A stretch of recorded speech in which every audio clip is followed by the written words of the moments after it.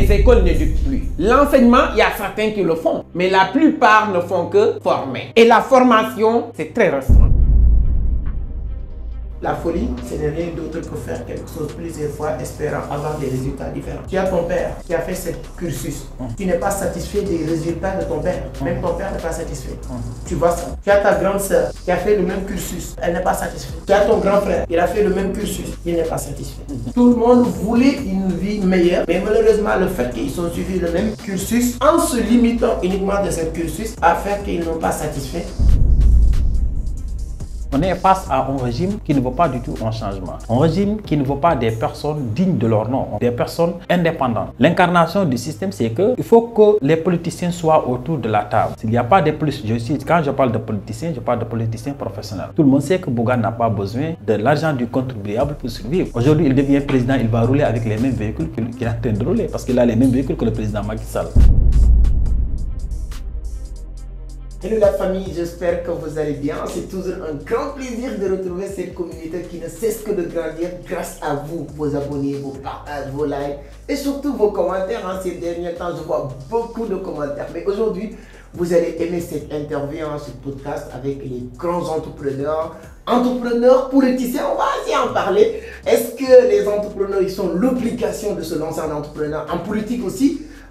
Tout ça, mes deux invités de marque vont nous parler de ça parce que vraiment, chacun est en train de faire un travail extraordinaire dans le domaine de l'entrepreneuriat et aussi en politique. Donc, chacun aussi a un leader disqualifié, si je ne me trompe pas, pour les élections présidentielles de 2024. Oui, tout à fait. Mon ami Sarr avec Bougane Gueye Dany, mon frère Diop avec Tchonia de Diop. Mais avant d'aller plus loin, je vais laisser Sarr. Donc c'est un plaisir de vous inviter ici sur la communauté Entreprendre Autrement. Je vais vous laisser présenter. Présente-toi d'abord et ensuite on va revenir sur les questions. On va discuter. Nous ne sommes pas des journalistes, c'est une discussion. On va essayer de, même si vous avez des questions, vous pouvez poser. Voilà, on va échanger.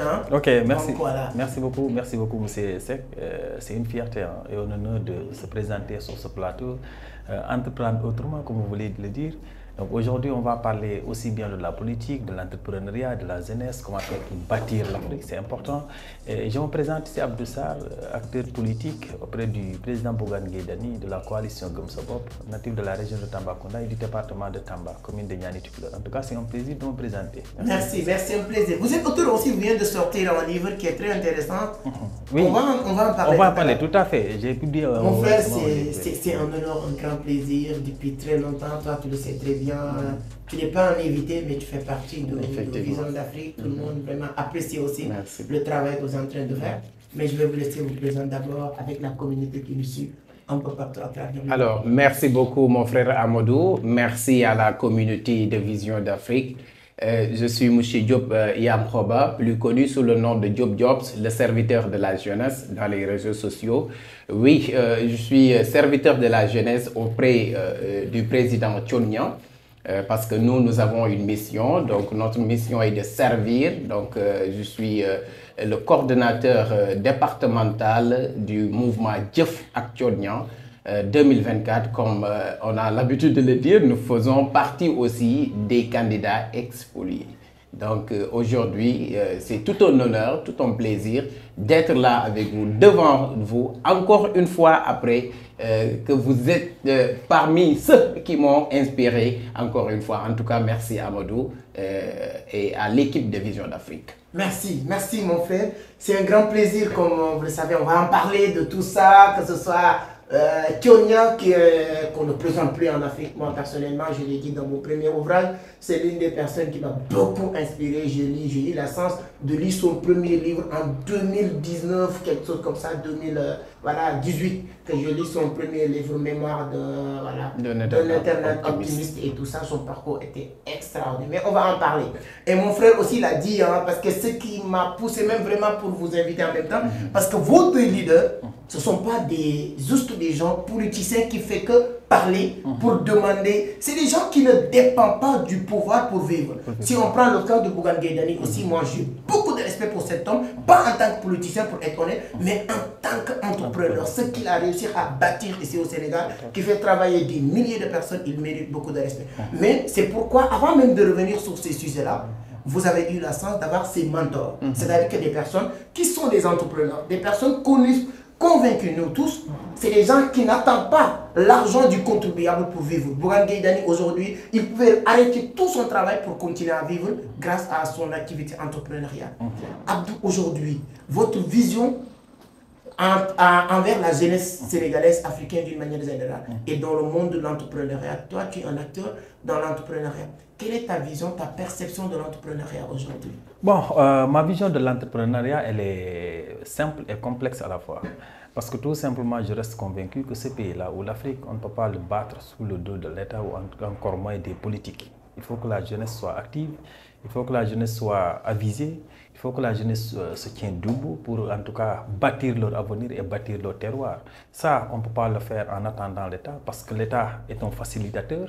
Il nous donne en tout cas les directives, les orientations, les moyens qu'il faut pour pouvoir se lancer. Au-delà de ça, si la jeunesse reste croisée, étant donné qu'on est dans un pays majoritairement jeune, si la jeunesse reste bras croisés sans pour autant rien faire, notre pays restera toujours à genoux, notre économie restera à genoux. Donc c'est pourquoi il faudra inciter à la jeunesse de prendre des exemples, comme l'exemple vous venez de le dire avec le président Bougane Gueye Dany, avec M. Thion-Niang, le président. Donc ce sont des acteurs, en tout cas, d'exemples d'entrepreneurs, comme vous également, comme M. Diop.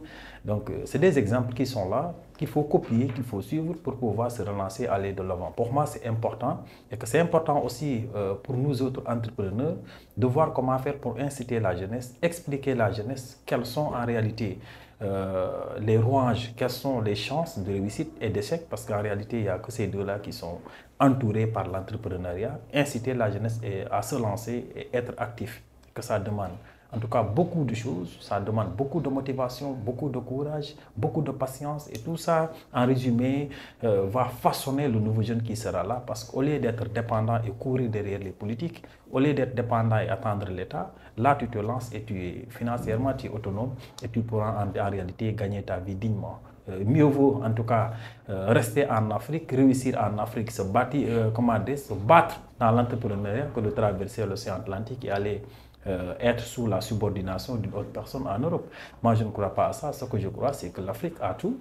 Les Sénégalais également, ou les Africains, ont cette matière grise de bâtir leur continent, ont cette matière grise de bâtir leur terroir. Pourquoi pas ne pas se lancer et travailler dignement et gagner leur vie? En tout cas, j'incite à la jeunesse africaine, à la jeunesse sénégalaise de se lancer et prendre des exemples. Il y en a pas mal d'exemples qui sont là, au-delà même du président Bougane, au-delà du président Thion-Niang. Il y a d'autres entrepreneurs qui sont là. Mais il faut maintenant ouvrir les portes, expliquer les jeunes que c'est bien possible en Afrique. C'est bien possible ici en Afrique, M. Diop. Quand tu vois l'entrepreneuriat, vous avez eu cette chance ou cette opportunité d'être auprès de grands entrepreneurs.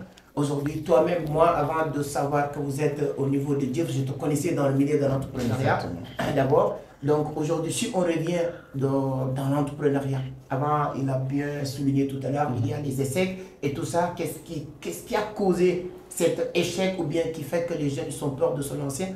Si aujourd'hui je vois tous vos activités, vous encadrez beaucoup de jeunes, vous êtes dans beaucoup d'activités, séminaires, conférences, quelle est ta perception sur l'entrepreneuriat? Est-ce qu'aujourd'hui, comme disait Thion-Niang, vous êtes optimiste que d'ici peu de temps, la jeunesse sénégalaise, africaine d'une manière générale, ils vont se lancer en masse et changer la donne? Merci beaucoup. Alors, je vais juste vous dire que, vous savez, l'entrepreneuriat a toujours des soubassements. Ce que le président Thion-Niang nous dit souvent, il y a ce qu'on appelle les pionniers, les b.a.-ba de l'entrepreneuriat. Donc, une fois qu'on se base sur ces actions, on pourra réellement se dire, est-ce qu'on pourra se projeter que la jeunesse dans 5 ans, dans 10 ans, dans 15 ans ou 20 ans même, la jeunesse sénégalaise ou bien la jeunesse d'une manière générale en Afrique seront une jeunesse entreprenante. Mais avant ça, il faut comprendre que l'entrepreneuriat, comme l'a dit, si bien dit tout à l'heure mon frère Sarr, il y a des marches en fait, à franchir. Donc, la question d'abord, est-ce que la jeunesse s'est engagée d'abord, avant de se projeter? Parce que nous sommes dans ce domaine, c'est vrai. Mais est-ce que nous essayons ou bien d'inciter ou bien d'impacter positivement d'autres jeunes pour qu'ils soient comme nous? D'abord, une fois qu'on a pu faire cela, on pourra maintenant nous ressaisir et se projeter dans l'avenir. Déjà, la situation actuelle, c'est factuel. Si on regarde la situation actuelle, on voit que la jeunesse sénégalaise reste vraiment très en retard, ou bien même sont somnolentes, une jeunesse somnolente par rapport à l'entrepreneuriat. Donc, bien vrai qu'il y a certains aussi, par contre, il y a d'autres qui se sont engagés. Comme à votre image, je vous remercie encore une fois parce que ce que vous êtes en train de faire au niveau de Vision d'Afrique, c'est une manière d'impacter positivement la jeunesse et de les inciter à s'engager et à prendre leurs responsabilités. Mais, par contre, de l'autre côté, si nous voyons la jeunesse est animée vraiment dans beaucoup d'autres paradigmes, dans d'autres choses, sans que l'entrepreneuriat. Donc là, c'est une question. Mais ce que nous pouvons dire actuellement, à l'heure actuelle où je vous parle, que vraiment il y a beaucoup de choses, il y a beaucoup de progrès à faire dans l'entrepreneuriat. Parce que la jeunesse, je dis souvent que la jeunesse c'est une chance, la jeunesse c'est une richesse, la jeunesse vaut mieux que même l'or, que du diamant. Parce que quand on parle, et c'est ce que l'Afrique a actuellement. Mais qu'est-ce que nous faisons de notre jeunesse? C'est la raison pour laquelle, à chaque fois dans mes propos, j'ai dit que l'avenir de toute nation repose sur sa jeunesse, mais pas n'importe quelle jeunesse, mais une jeunesse engagée, mais motivée et douée de caractère noble et d'ambition élevée. Donc là, cette phrase, c'est une jeunesse consciente qui peut décortiquer cela, qui saura nettement que, en réalité, moi, ma jeunesse, c'est de l'or. Je dois profiter de ma jeunesse pour pouvoir faire des merveilles. Alors, ensemble, maintenant, on peut être sur une table pour dire maintenant comment nous allons nous projeter pour voir si d'ici 5 ans ou d'ici 10 ans que la jeunesse sera une jeunesse entreprenante. Mais pour l'instant, en ce moment T dont je vous parle, ça reste encore. Parce que pourquoi je vous l'ai dit, je vous ai dit que c'est une chose factuelle. C'est une chose factuelle.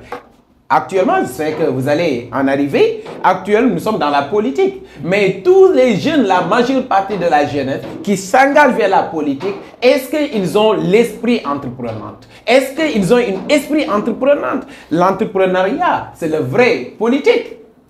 Parce que la politique n'est rien du tout qu'une entreprise en miniature. L'entrepreneuriat n'est rien du tout, l'entreprise n'est rien du tout que l'État en miniature.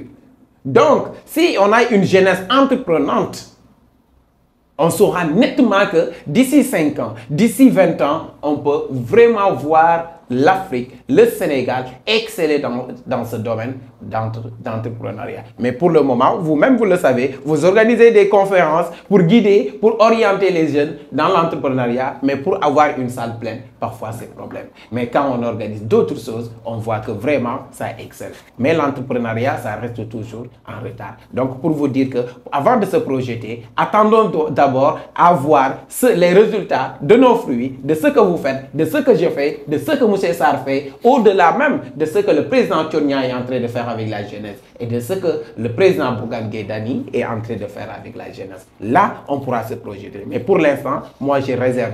On est dans le GIF. Attendons d'abord et voir la projection, ce que ça va donner.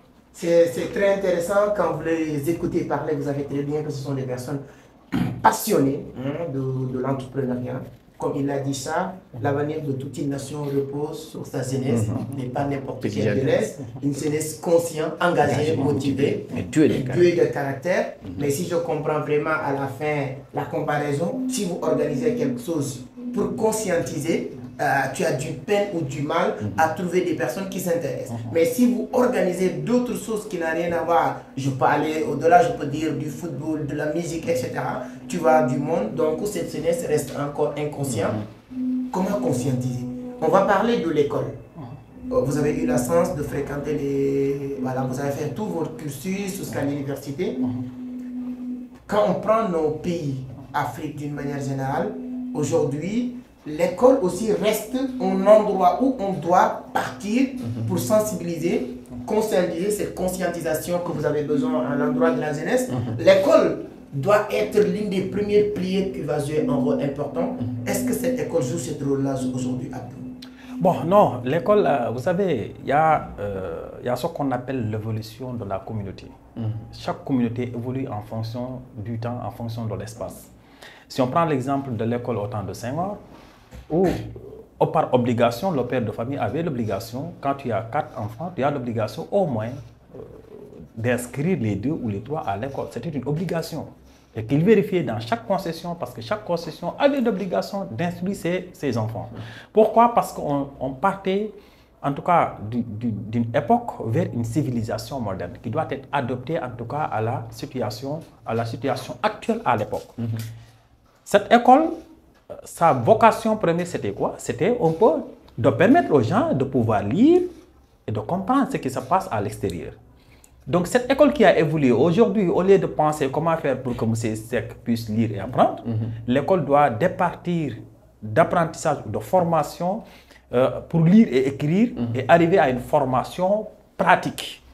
C'est cette adaptation qui fait défaut actuellement. Et si je prends l'exemple de la nouvelle technologie aujourd'hui, mais l'école sénégalaise ou l'école en Afrique, si nous voulons en tout cas se lancer automatiquement dans l'entrepreneuriat et tout, on doit pouvoir, en tout cas, former, que ce soit les élèves ou les étudiants, que leurs connaissances soient adaptées au monde du numérique.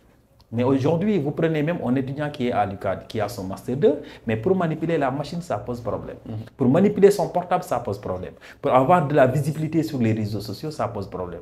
Pour pouvoir communiquer à travers, en tout cas, le monde digital, ça pose problème. Donc, on n'a pas cette adaptation de l'évolution de la société à la société moderne.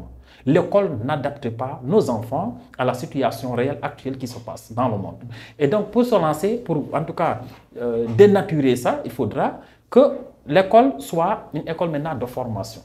Au lieu qu'on reste sur comment faire pour lire et apprendre, parce qu'en réalité, aujourd'hui, l'élève qui a son certificat ou son BFM, à le même niveau que M. César qui a son master en droit. Il n'y a pas de grande différence. Qu'est-ce que je peux faire avec mon master en droit?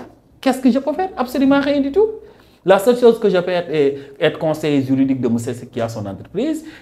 Mais là, même si vous ne faites pas stage auprès d'un cabinet, pour rédiger un contrat bien rédigé, ça pose problème. Parce que la théorie juridique est différente de sa pratique. Donc ça dans tous les domaines. Donc aujourd'hui, ça qui a son master 2, en tout cas, n'a pas de différence avec l'élève qui est en classe de CM2 ou qui a son BFM. Pourquoi? Parce qu'il n'y a pas d'adaptation. On ne fait que, en tout cas, faire bouffer les élèves de la connaissance. Ils vont beaucoup lire, connaître qui est Socrate, qui est Victor Hugo, qui est Senghor. Après, la finalité, c'est quoi? Et que chaque étude doit avoir une finalité. Aujourd'hui, il faudra que l'école soit, en tout cas, il faut qu'il y ait un remaniement de la connaissance. Voilà, il faut qu'il y ait un remaniement, en réalité, il faut réinitialiser les connaissances. Donc, si on ne le fait pas, on n'a plus besoin que l'élève soit, en tout cas, un géographe, un historien, mathématicien, un scientifique. Là, on n'en a pas besoin. Il faudrait spécialiser les élèves dès la classe de CM2. On connaît que moi, je serai, en tout cas, un infographiste, je serai juriste, je serai médecin, ainsi de suite. Et là, tu te formes par rapport à une connaissance bien déterminée. Et tu seras également excellent dans ce domaine. On n'a pas besoin d'être bien dans tous les domaines. Si on est excellent dans un domaine, on peut évoluer là-dessus. Mais malheureusement, l'école sénégalaise, jusqu'à présent, est dans cette paradigme et dans cette contradiction. On veut en réalité que les gens aillent faire de la pratique alors qu'on ne les enseigne pas comment faire de la pratique. Donc c'est contradictoire. À mon niveau, en tout cas, je l'ai beaucoup parlé dans beaucoup de communications partout à travers le pays.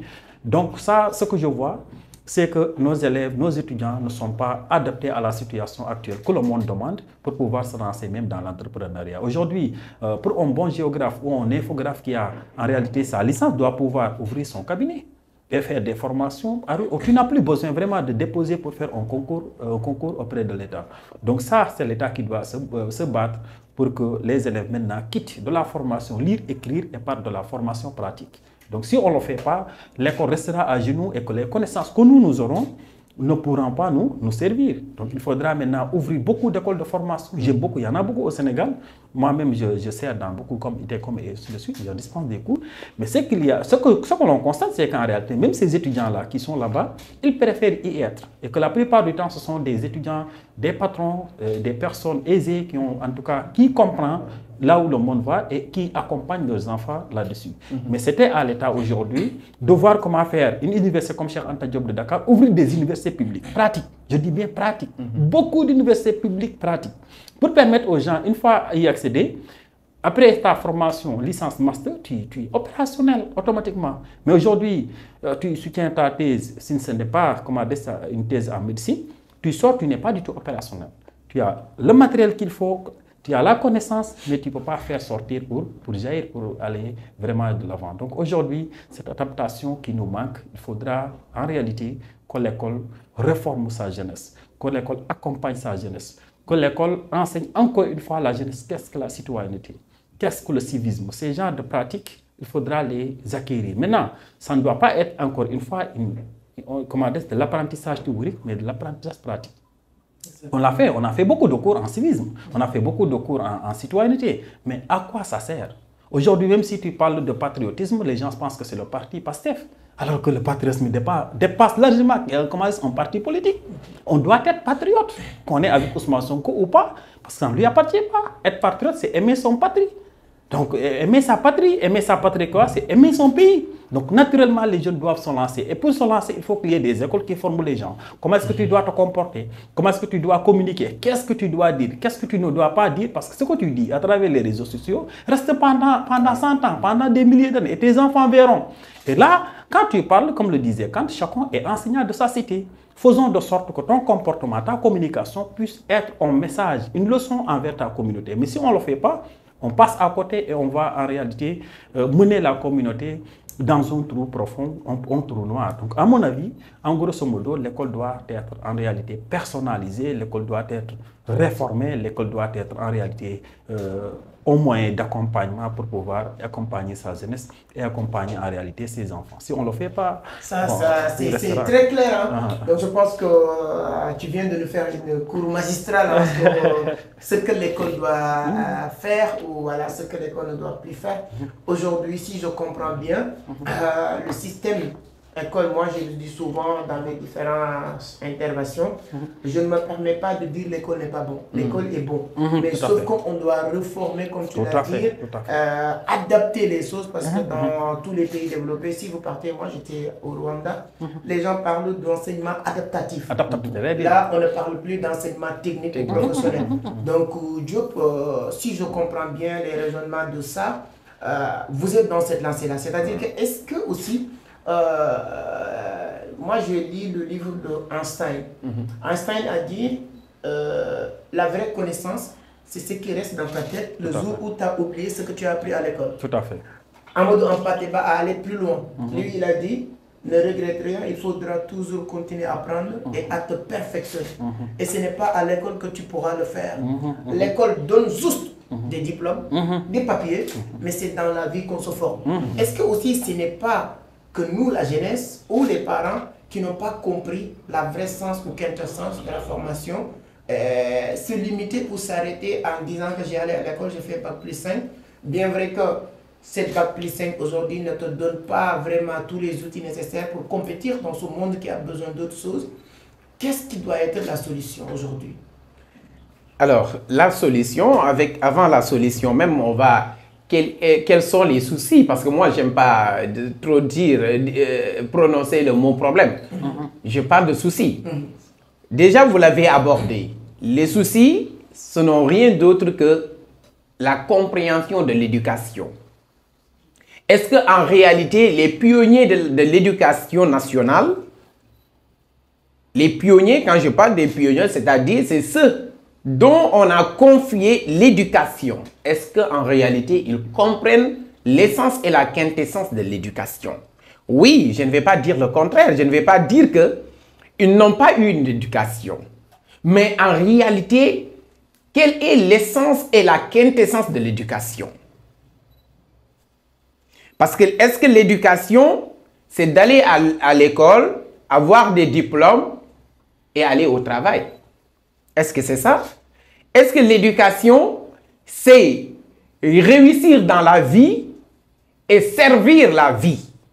Être un serviteur éternel. Comme le dit souvent mon big mentor, mon big leader, le président Tchonnian. Vous devez être des serviteurs. Alors, dans ce cas, si on parvient à situer d'abord ces deux questions, on peut arriver maintenant à donner les solutions. Aujourd'hui, vous le savez, que ça soit, surtout dans l'école française, on nous dit souvent, même nos parents au village, s'ils priaient pour nous, ils prient pour que tu ailles à l'école et avoir des diplômes. Et moi, hier, j'ai fait dans une vidéo que j'ai dit, je me permets de le dire un peu en wolof, xam-xam ku ko yàkkamti mu dëpp wërsëg ku ko yàkkamti mu ciibatu la waaye am ku ko yàkkamti mu nagam. La jeunesse actuellement, c'est pour tout simplement dire, une fois l'éducation, il y a quelque chose qui est au-delà de l'éducation. C'est quoi? C'est l'action. On parle de hard skills, on parle de soft skills. L'école nous donne des hard skills, mais notre système éducatif actuellement ne nous donne pas des soft skills. C'est dans ces années-là qu'on commence à voir maintenant des gens, des écoles, des établissements qui forment. Parce qu'il y a ce qu'on appelle la formation par objectif et la formation par compétence. Nous, notre système n'encourage pas la formation, ou bien dans les années, peut-être c'est dans ces années-là, n'encourage pas la formation par compétence, comme vous le faites. Aujourd'hui, vous dites du pratico-pratique. Mais du pratico-pratique dont vous êtes en train de véhiculer au sein de Vision d'Afrique, mais les écoles qui sont autour de Vision d'Afrique, est-ce qu'ils l'ont là-bas? Est-ce qu'ils l'appliquent? C'est une question à poser. Maintenant, après les pionniers de ceux qui ont les rênes de l'éducation, on parle maintenant des acteurs, les jeunes qui sont appelés à voir les écoles, à avoir une formation, mais pas n'importe quelle formation, mais une bonne formation. Est-ce qu'ils comprennent en réalité ce qui les attend après l'éducation? Parce qu'il y a éducation, il y a formation, il y a enseignement. Est-ce que nos écoles actuellement nous éduquent ou nous enseignent ou nous forment? Ou ils font les trois à la fois? Moi, j'ai l'impression que, étant dans ce domaine, que les écoles n'éduquent plus. Les écoles n'éduquent plus. L'enseignement, il y a certains qui le font, mais la plupart ne font que former. Et la formation, c'est très restreint. Je parlais avec eux, je vais dire même, je peux me permettre de le dire, un sage. Il m'a dit, à notre temps, à notre époque, nous, on nous éduquait à l'école. Parce que c'est à l'école que l'enfant mangeait, on lui montrait comment manger. Avec quelle main on doit manger. C'est à l'école qu'on nous disait que, une fois que vous rentrez à la maison, il faut saluer les anciens. Il faut dire bonjour à papa, bonjour à maman. Il l'a dit, M. Sarr, mon frère. Le civisme, c'est ce que le président Tchonnian a compris. Aujourd'hui, au sein de Givon Project, au sein de Jeff, au sein de Women Training Center, à Jeff Zone Femme, vous trouvez des enfants qu'on éduque. Là, c'est l'éducation. Qu'on demande. C'est ça que vous devez faire après telle et telle et telle tâche. Et c'est comme ça que vous devez le faire. Donc, une fois situés ces axes, on peut se permettre maintenant de dire quelles sont les solutions. Pour rebondir à la question, les solutions ne sont rien du tout que ce que mon frère Sarr a dit. De faire ce qu'on appelle recyclage de notre système éducatif. Recyclage. de revoir de fond en comble. Parce qu'aujourd'hui, ce que l'école française, d'une manière générale, est en train de nous véhiculer, est-ce que ça, c'est adéquat avec nos valeurs et nos principes? Est-ce que c'est adéquat? Est-ce qu'il y a une adéquation? Si l'autre me dit oui, je respecte sa décision. Mais aujourd'hui, imaginez, nous tous ici présents, nous savons que le Sénégal, nous savons que l'Afrique a ses valeurs. Est-ce que l'éducation, comment dire, la formation que nous avons reçue dans les écoles, la vie réelle? Parce qu'on nous a fait comprendre que une fois que tu es à l'école, tu es supérieur à celui qui n'est pas allé à l'école. Et c'est faux. Vous êtes l'exemple. Vous êtes l'exemple, mon frère Amadou. Et que c'est faux. On nous fait comprendre que celui qui n'a pas fait l'école française, celui qui a fait l'école française est mieux que celui qui n'a pas fait l'école française, celui qui est dans les autres écoles. Et c'est faux. Ça, ce sont des idées. Alors, pour vous dire, il faut qu'on revoie notre système. Il faut qu'on intègre nos valeurs et nos principes. Il faut qu'on éduque nos enfants, pas les former, mais les éduquer. Et leur dire en réalité ce qui les attend après l'éducation. J'ai dit hier, et vous me le permettrez, nañu jàngal ndaw yi ñu jàqeete ràññee nañu yar ay ndaw yi mën a yare ku yar ay ndaw pour ñu mën a yare moo gën ki yar ay ndaw yu am doole te dof te wuti alal bu boobaa réew mu bari pëccoxoo te bu boobaa mbokk mi dagg yàlla jéppiñu nattuñu. Donc, c'est pour vous dire que l'éducation va au-delà de la formation, va au-delà de l'enseignement.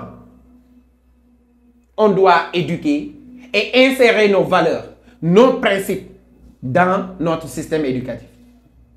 Parce qu'aujourd'hui, mon frère Amadou, je suis sûr et certain que ça soit Babacar, que ça soit Keita, que ça soit Mohamed, aujourd'hui, vous êtes tellement confiants en eux, vous pouvez les envoyer un peu partout dans ce monde parce que vous les avez éduqués. Vous ne les avez pas formés. Vous les avez éduqués. C'est ce que disait Maulana Cheikh Ibrahim Niass Baye. Il disait que, dès que je termine ce que j'ai à faire, à éduquer un de mes disciples, tu peux partir n'importe où tu voudras. Mais regardez ce que Cheikh Ahmadou Bamba Khadim Rassoul nous a dit. Allez à Touba. Nous saurons nettement qu'ils ont éduqué leurs enfants. La communauté est éduquée. Donc c'est ça l'éducation. Mais ce que nous avons reçu dans les 4 murs, ce n'est pas l'éducation, hein, c'est la formation. Donc pour vous dire, Cheikh Ahmadou Bamba nous disait, Dom, ndaw, bu jangé jaxé ragné, jëfé ko war, mais jëfé tek ko ci xam-xam. Donc mon frère Abadou, les solutions, c'est d'ajouter, de doger l'éducation de nos ancêtres, l'éducation de Cheikh Ahmadou Bamba, la philosophie du mouridisme, la philosophie de Cheikh Ahmadou Bamba, la philosophie de Cheikh Ibra Fall, les enseignements de Maulana Cheikh Ibrahim, les enseignements de Mam Maodo, les enseignements de Mam Boukounta, de Seydina Limamou Laye, de Seydina Issa et de nos guide religieux. C'est ce qui fera la différence de la jeunesse africaine. L'économie de la connaissance du président Tionnion. C'est très intéressant et passionnant. Quand on parle de l'éducation, on pourra peut-être rester même toute une journée. C'est très important. Et il a dit quelque chose de très important. Il y a une grande différence entre formation et éducation. Donc ça, je m'avais dit au jour sec, la vraie école commence après l'école.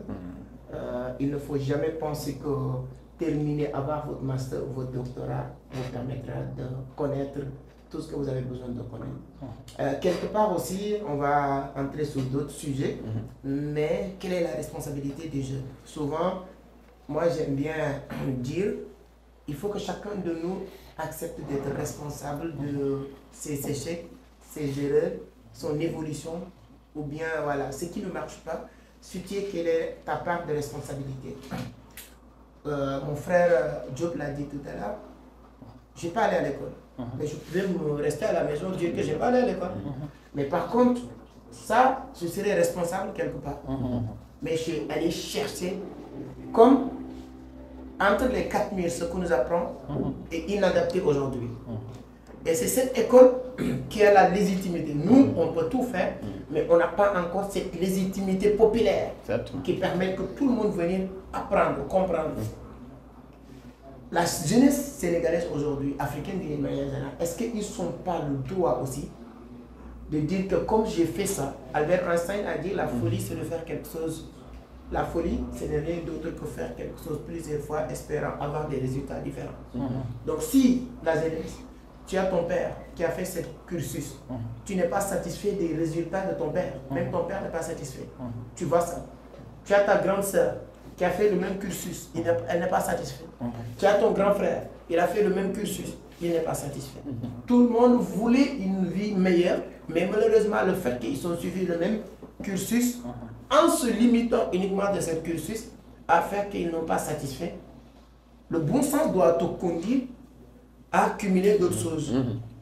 Donc le bon sens doit pousser à ces jeunes-là de dire, ok, aujourd'hui, c'est le moment, moi aussi, je cumule ça, essayer de cumuler. J'apprends à l'école, mais j'apprends aussi ailleurs. Des métiers du web. Aujourd'hui, il y a la technologie, comme vous l'avez dit tout à l'heure, apprendre à filmer, apprendre à faire des montages vidéo, l'infographie. Les soft skills. Voilà. Et ensuite, être opérationnel. Quelle est la part de responsabilité de cette jeunesse aujourd'hui? Oui, la responsabilité, elle est énorme. Elle est énorme étant donné que, comme vous l'avez si bien dit, si vous avez grandi dans une famille où votre grand frère est passé par l'école, il est arrivé à la maison, maintenant pour même assurer les besoins familiaux, ça pose problème. Et votre première responsabilité, c'est comment faire pour tracer mon propre chemin. Parce que la destinée de ma famille m'incombe exclusivement, à moi de me battre pour un peu changer, innover les choses de la famille. Et ça, c'est une responsabilité personnelle et individuelle que chacun de nous doit cultiver dans sa tête et dans ses actions qui vont lui permettre, en tout cas, d'orienter en tout cas sa réflexion et son avenir à bon escient. Et malheureusement, on est face à une jeunesse comme M. Sarr, une jeunesse très passive, une jeunesse moins active comme elle devait le faire. Donc ça, à ce niveau-là, ça pose problème. Vous voyez, il y a beaucoup de jeunes aujourd'hui pour aller à la soirée ou danser, se filmer, faire du buzz sur les réseaux sociaux. Moko Genal Junior, voilà, être un entrepreneur comme M. Seck, être une personne très responsable et suivre les pas de nos anciens qui ont vraiment bâti ce pays-là sur la dignité, l'honneur et le travail. Donc ça, si on peut y arriver là, ça pose problème. Et que la jeunesse doit en tout cas se retrouver autrement, réfléchir sur son avenir et sur l'avenir de son pays. Si on ne le fait pas, et que si vous voyez même par rapport à la politique, il y a beaucoup de dégâts, il y a beaucoup de destruction, il y a beaucoup de calomnies, il y a beaucoup d'injures, c'est parce que tout simplement, la jeunesse n'a pas pris sa responsabilité à main. On est trop manipulé, on est trop utilisé, c'est parce qu'on ne réfléchit pas. On refuse de réfléchir. Et qu'en réalité, Dieu lui-même aime l'individu, l'humain, parce que tout simplement, il a fait de lui ce qu'il n'a pas fait des autres. Et que c'est la seule différence, en fait. Dieu nous a aidés. Tout ce que tu veux faire, tu peux y réfléchir, tu peux connaître, tu peux bouger, tu peux manipuler tout. Rien ne peut te manipuler. À partir de ce moment-là, tu es l'être suprême. Et que tu es en réalité, tu fonctionnes en fonction de l'image de Dieu. Donc ça, à partir de ce moment-là, l'être humain, l'être en tant qu'être, doit connaître ses responsabilités sur Terre. Comment est-ce que je dois faire pour, en tout cas, bâtir mon avenir? Comment est-ce que je dois faire pour bâtir pour aider ma famille, pour aider mes compatriotes? Si on ne réfléchit pas ainsi, si on ne prend pas cette responsabilité en main et avancer dignement, ça pose problème. Et que très souvent, c'est ce que je dis, malheureusement, on est dans un pays où la population est majoritairement jeune. C'est démontré, c'est avéré. Mais quelle jeunesse on a besoin pour bâtir ce pays? C'est comme vous venez de dire, pour rebondir à la question, c'est juste pour dire qu'on a besoin d'une jeunesse avisée, d'une jeunesse vraiment responsable qui connaît et qui comprend ce qu'il attend. Au lieu de se divertir, au lieu de penser comment faire pour que, une fois M. Ignan ou M. Seck devient président de la République, je dois bouffer l'argent du contribuable, je dois occuper un poste, et ainsi de suite. Tu dois d'abord, toi, penser comment faire pour apporter cette touche magnifique à mon pays et à ma communauté. Et malheureusement, les jeunes ne réfléchissent pas ainsi. Même si par rapport à la collaboration, un jeune te dit, vraiment, monsieur, je veux que tu m'aides. Mais aider sur quoi? Je veux qu'on travaille ensemble. Je veux que tu m'accompagnes à comprendre comment est-ce que je dois entrer dans l'entrepreneuriat pour gagner ma vie. Là, on peut comprendre. Mais on ne peut pas comprendre un jeune qui se désarme devant toi pour te dire que aidez-moi. Aidez-moi sur quoi? Les Américains ne fonctionnent pas comme ça. C'est pourquoi ils sont au top. Parce qu'en réalité, ce qu'il faut comprendre, c'est que je suis né, grandi. Ce qui reste, le véritable combat qui reste maintenant et qui m'encombre exclusivement, c'est la réussite. Ce n'est pas du tout une fatalité. Maintenant, qui va réussir, qui ne va pas réussir, Dieu ne l'a pas dit. Dieu, en réalité, a mis en disposition... a mis tout à notre disposition. À nous maintenant de voir comment manier le téléphone, comment manier le micro, comment manier la machine, quel est le chemin que je dois adapter ou je dois prendre pour réussir. Cette responsabilité, elle est individuelle. N'ayez pas peur. Affrontez la vie, battez-vous. Quand vous mourrez, les gens vous oublient. Mais quand même, on est vivant, on doit se battre. Pour moi, c'est ça ma philosophie en fait. On ne doit pas du tout être là, rester les bras croisés et dire que voilà, le beau jour, le soleil se lèvera un beau jour. Non, ça ne se passe pas comme ça. La vie, c'est un combat. Affrontez-la, surmonter les obstacles. Échec, il faudra échouer, il faudra tomber, mais relève-toi et avance.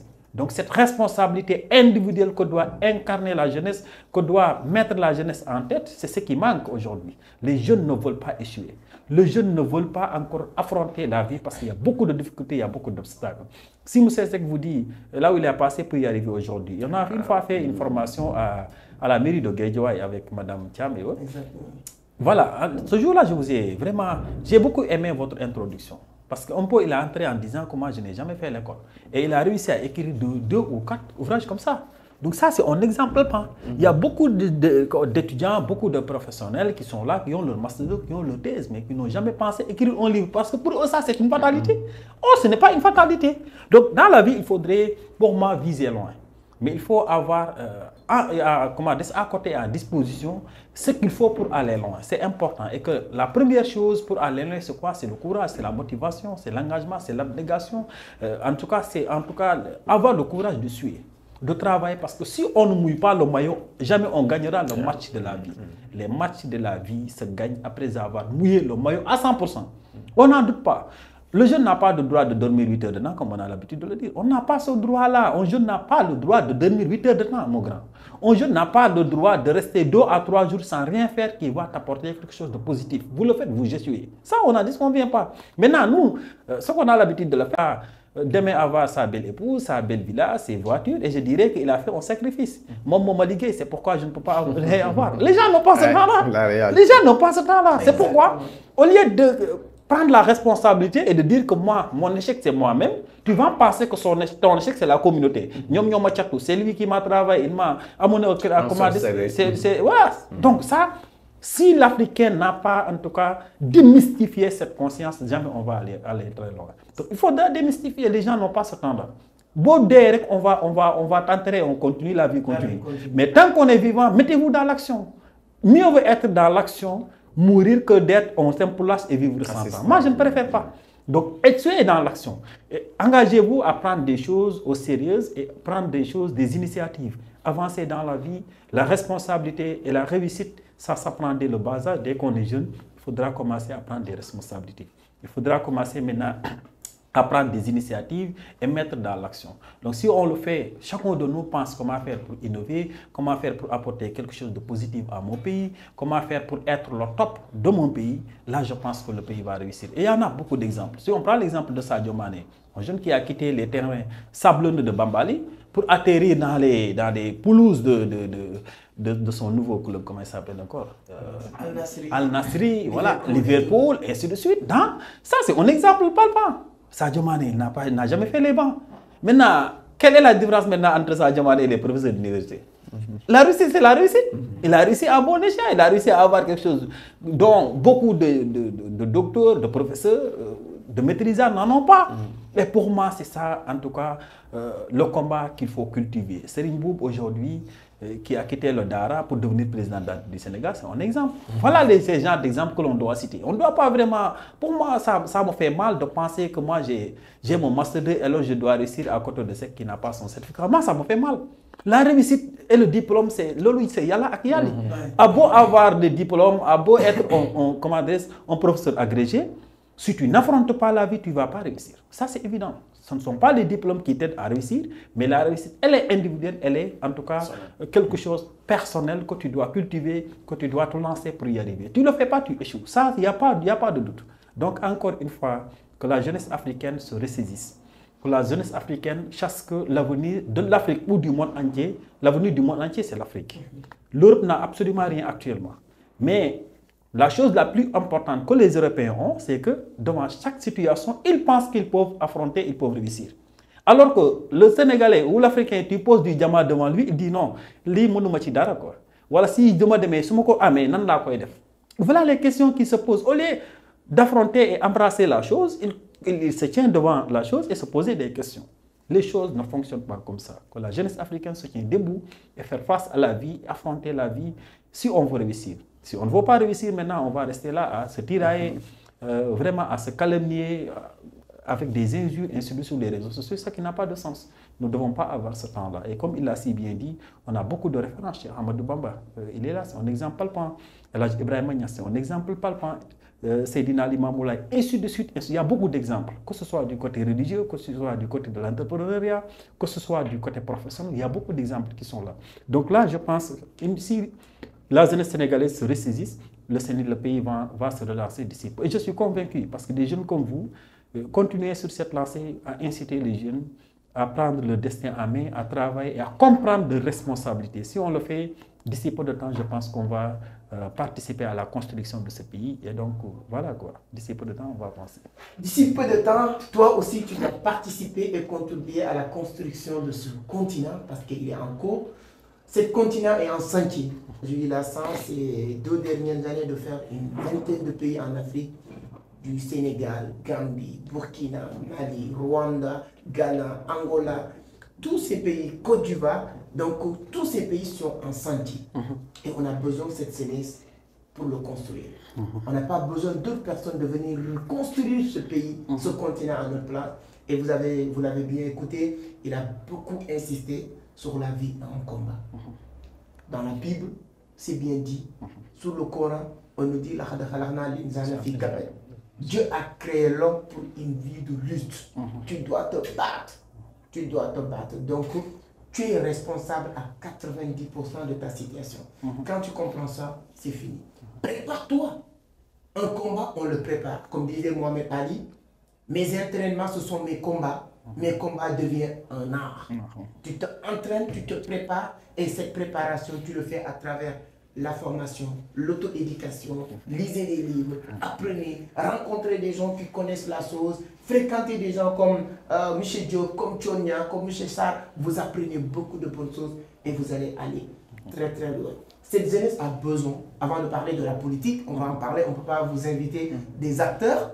Aujourd'hui surtout, c'est l'actualité du Sénégal. Tout à fait. Je pense que les élections présidentielles du Sénégal, c'est dimanche prochain. On va essayer de voir est-ce qu'on pourra prédire la victoire de qui va sortir en premier tour. Est-ce qu'il y aura premier tour? Bien vrai que vos 2 leaders ne sont pas encore ils sont pas dans la liste. Vous allez nous expliquer peut-être les raisons de cette recalée et tout. Et ensuite, jusqu'à aujourd'hui, je vois que tous les leaders de l'opposition, ou bien tous les leaders en tout cas, qui étaient candidats, sur les 100 et quelques candidats, ceux qui sont passés, ils sont en train de faire leur campagne. Et les autres leaders qui ont eu cette, bon, je dirais pas malchance, mais en tout cas, qui n'ont pas encore eu la possibilité de continuer cette compétition, ils sont allés se soutenir en tout cas des candidats, 90%. Mais vous, vos 2 leaders, jusqu'à aujourd'hui, je pense qu'ils n'ont pas encore rien dit, mais on va revenir sur ça tout de suite. S'il y a une motivation que vous pouvez donner, je vois vraiment vos vidéos sur cette partie-là. À chaque fois que je tombe sur l'une de tes vidéos, sur TikTok, sur WhatsApp, je suis obligé de regarder jusqu'à la fin. Parce que ça me pousse à dire quand même, qu'est-ce que tu peux dire à cette jeune qui nous regarde aujourd'hui? En 2 minutes, pour qu'il comprenne qu'il n'a plus le droit de baisser les bras, il n'a plus le droit de dépendre et d'attendre l'école, il n'a plus le droit de dire c'est à cause du président, c'est à cause de mon père. C'est-à-dire qu'il comprenne qu'il est le seul et unique responsable de sa vie aujourd'hui. Mon frère Amadou, à chaque fois qu'on me demande de parler à la jeunesse, je suis émotionné. Je l'ai dit à l'entame de mon propos que la jeunesse est de ceci très riche. Et j'ai dit tout à l'heure que l'avenir de toute nation repose sur sa jeunesse, mais pas n'importe quelle jeunesse, mais une jeunesse engagée, motivée, mais douée de caractère noble et d'ambition élevée. Chers jeunes, si nous ne réussissons pas pour nous-mêmes, réussissons pour nos parents. Chers jeunes, nos parents ont dépensé plus que ce qu'ils devaient faire pour notre réussite. Chers jeunes, maman s'est levée très tôt à la maison pour aller dans les champs. Tout pour travailler et réussir à elle. Pour demain ta réussite. Chers jeunes, la réussite est personnelle. Chers jeunes, mais ta réussite doit être la réussite de ta famille. Oui, comme le dit mon big leader Tchonyan, oublions d'abord le pays, mais pensons d'abord à la maison. Qu'est-ce que vous apportez à la maison? Qu'est-ce que vous apportez à papa? Qu'est-ce que vous apportez à maman? À l'heure actuelle où je vous parle, il y a certains de nos parents qui sont sur leur lit d'hôpitaux. Ils sont malades, ils souffrent et ils demandent à celui qui les assiste. Appelle mon fils, appelle ma fille. Est-ce qu'elle va bien? Est-ce qu'il va bien? Est-ce qu'il a besoin de quelque chose? Alors en ce moment, toi tu es dans TikTok. Au lieu de faire comme Amadou, tu es en train d'insulter. Tu es en train de calomnier. Tu es en train de diffamer. Chers jeunes, est-ce que c'est ça que tu dois payer à tes parents? Est-ce que c'est ça ta responsabilité? Est-ce que c'est ça qui est devenu l'enseignement que les parents t'ont transmis? Chers jeunes, oui, nous sommes l'avenir. Et l'avenir, ce n'est pas demain. C'est aujourd'hui, tout de suite et maintenant. Engage-toi, mon frère, et tu feras la différence. Le big leader Tchonyan nous dit, seulement avec l'économie de la connaissance, nous allons révolutionner le monde. Chers jeunes, engagez-vous, vas-y, fonce. La réussite est personnelle. Mais maman souffre, papa souffre, elle y attend ta réussite pour souffler. Amadou, merci. Merci, merci. Je pense que c'est très bien entendu. Je pense que tu as bien compris. Il y a des parents qui sont au lit d'hôpital aujourd'hui. Je ne vous souhaite pas. Mais ceux qui sont dans les lits d'hôpital aujourd'hui, ils n'ont rien fait de mal pour être là-bas. Donc même si ton père ou ta mère ne se retrouve pas là-bas aujourd'hui, dis-toi que ça peut être le cas demain ou après-demain. Si ça arrive, qu'est-ce que tu vas faire pour la sortir dans cette lit d'hôpital? Donc c'est très important. Le message est passé, je pense. Vous avez bien compris. Et vous avez pris note. Et vous n'avez plus le droit de baisser les bras et d'attendre personne. Nous, tout le monde, tous les leaders du monde, ils sont commencés. J'ai écouté récemment l'histoire de M. Gay M. Monsieur Gay qui vend les voitures. MJ voiture, je ne sais pas. En tout cas, c'est un grand entrepreneur. Il fait partie des plus grands entrepreneurs au Sénégal aujourd'hui. Lorsque j'ai en tout cas écouté son histoire, j'étais vraiment passé toute la nuit même à réfléchir. Moi, je pensais que j'ai passé des moments difficiles. Mais en écoutant l'histoire de Mbaye MJ, automobile, je me suis dit que non. Donc, tu n'as rien vécu, tu n'as rien fait. Il y a d'autres personnes qui ont vécu pire, des moments plus difficiles, et ils sont réussis à s'en sortir. C'est le cas de ton leader aussi. Tout à fait, président Bougane Gueye. J'ai écouté son histoire. Tout à fait. Il a commencé par une petite station de radio à Saint-Louis. À Saint-Louis, tout à fait. Il a quitté Saint-Louis, venir à Dakar, employé par Walfadjri. Walfadjri, tout à fait. Quitté Walfadjri.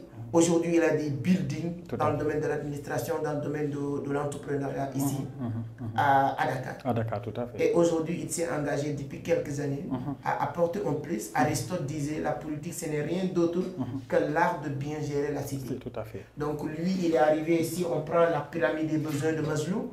C'est normal. Souvent, on pose la question, pourquoi telle personne devient politicien.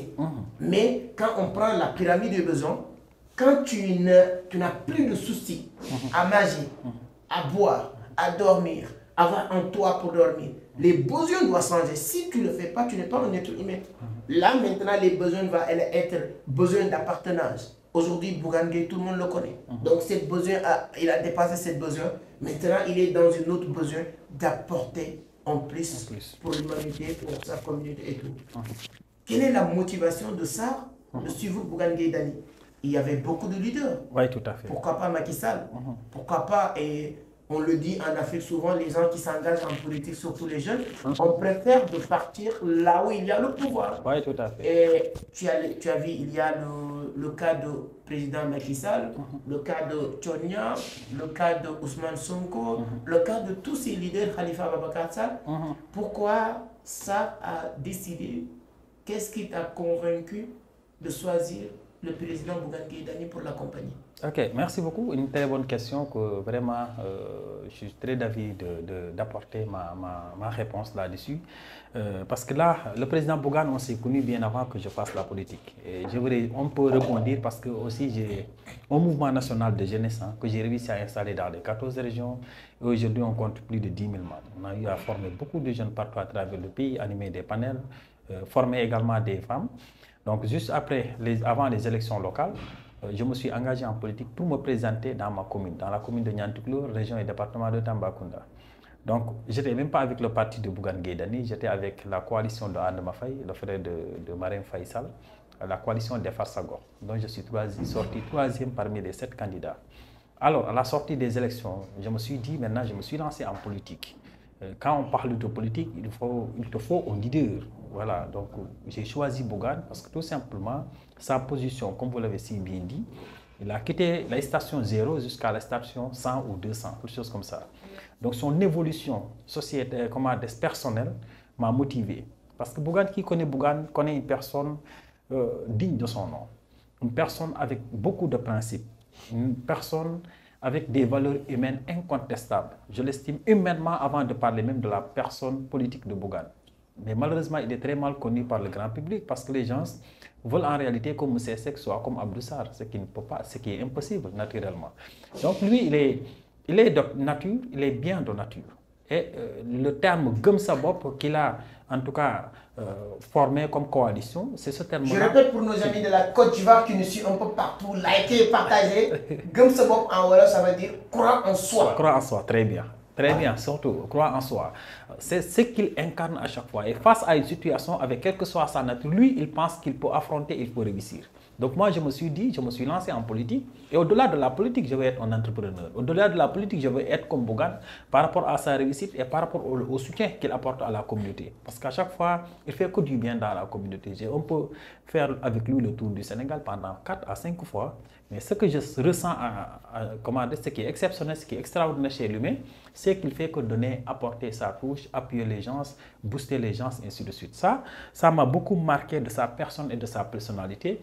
Et je me suis dit, parce que la politique c'est une question de principe. Il faut avoir des principes. Parce que faire de la politique, comme vous l'avez si bien dit avec la définition d'Aristote, l'art de bien gérer la cité, quand on parle de la gestion de la cité, ça ne se limite pas à la construction des édifices, ça ne se limite pas à la construction des autoroutes, des terres, ainsi de suite, mais ça commence d'abord par façonner l'humanité. Comment faire pour façonner l'humanité à bon escient? Comment faire pour positiver? Comment faire également pour que les gens puissent vivre aisément?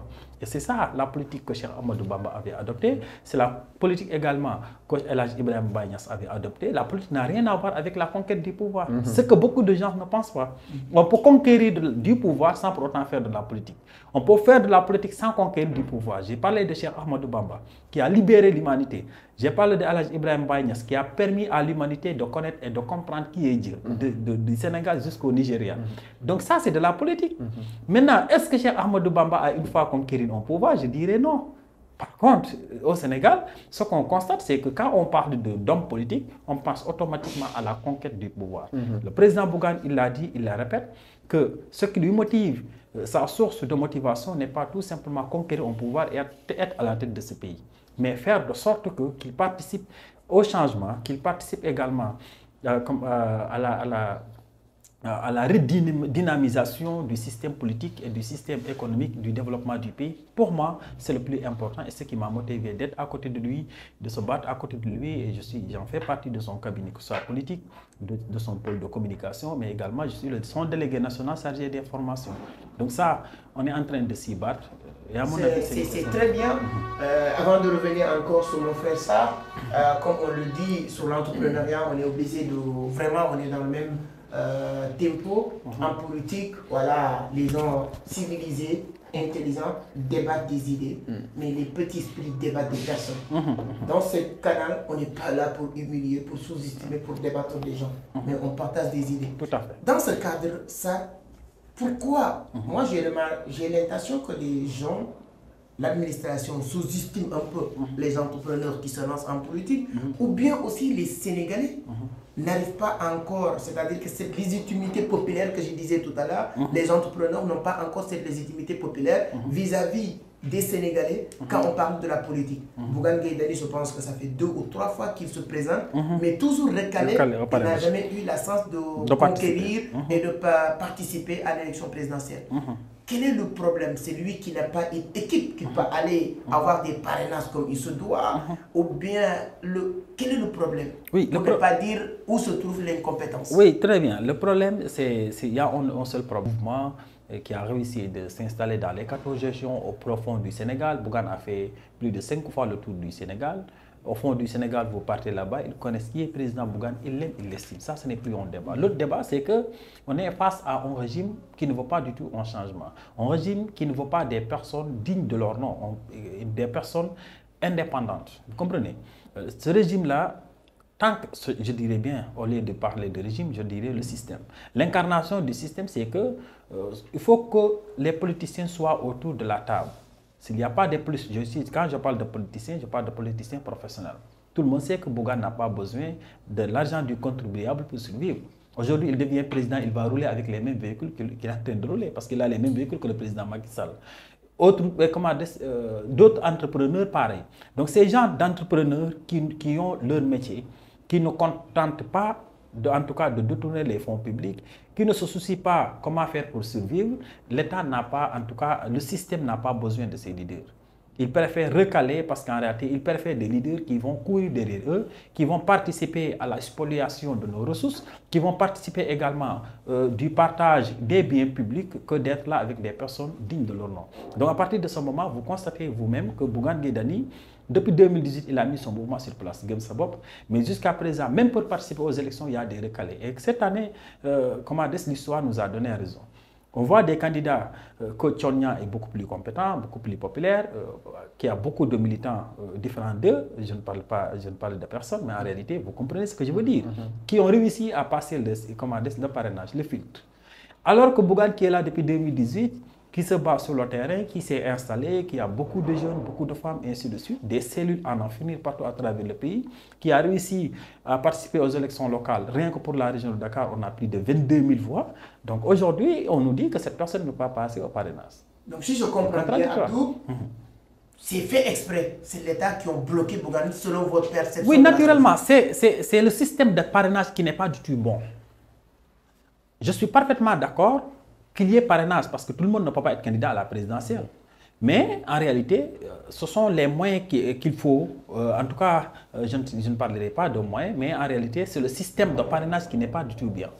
La manière dont ils font le parrainage. Aujourd'hui, si je prends l'exemple du doublon, l'État du Sénégal devait avoir un logiciel qui doit permettre, si une fois M. Seck parraine M. Sarr, si M. Diop vient, avec le logiciel, on saura que cette pièce d'identité a déjà parrainé M. Sarr. Oui, je pense que ça, au niveau de Sonatel, même qui n'a pas l'État, si vous achetez un puce, si vous venez avec votre numéro de pièce d'identité, automatiquement on sait que cette pièce d'identité a déjà identifié une pièce. Donc ils pouvont. C'est tellement terre à terre, mais on vous laisse avec sur ça. On va parler de. Mais Bougane Gueye Dany a passé les élections locales pour être maire au niveau de Mermoz, mais ça n'a pas marché. Donc on va voir aussi, ça donne raison à ces détracteurs qui disent que c'est lui qui ne peut pas gagner même une commune, est-ce qu'il peut gagner un pays. Mais je vais revenir sur mon frère, lui aussi pratiquement même question.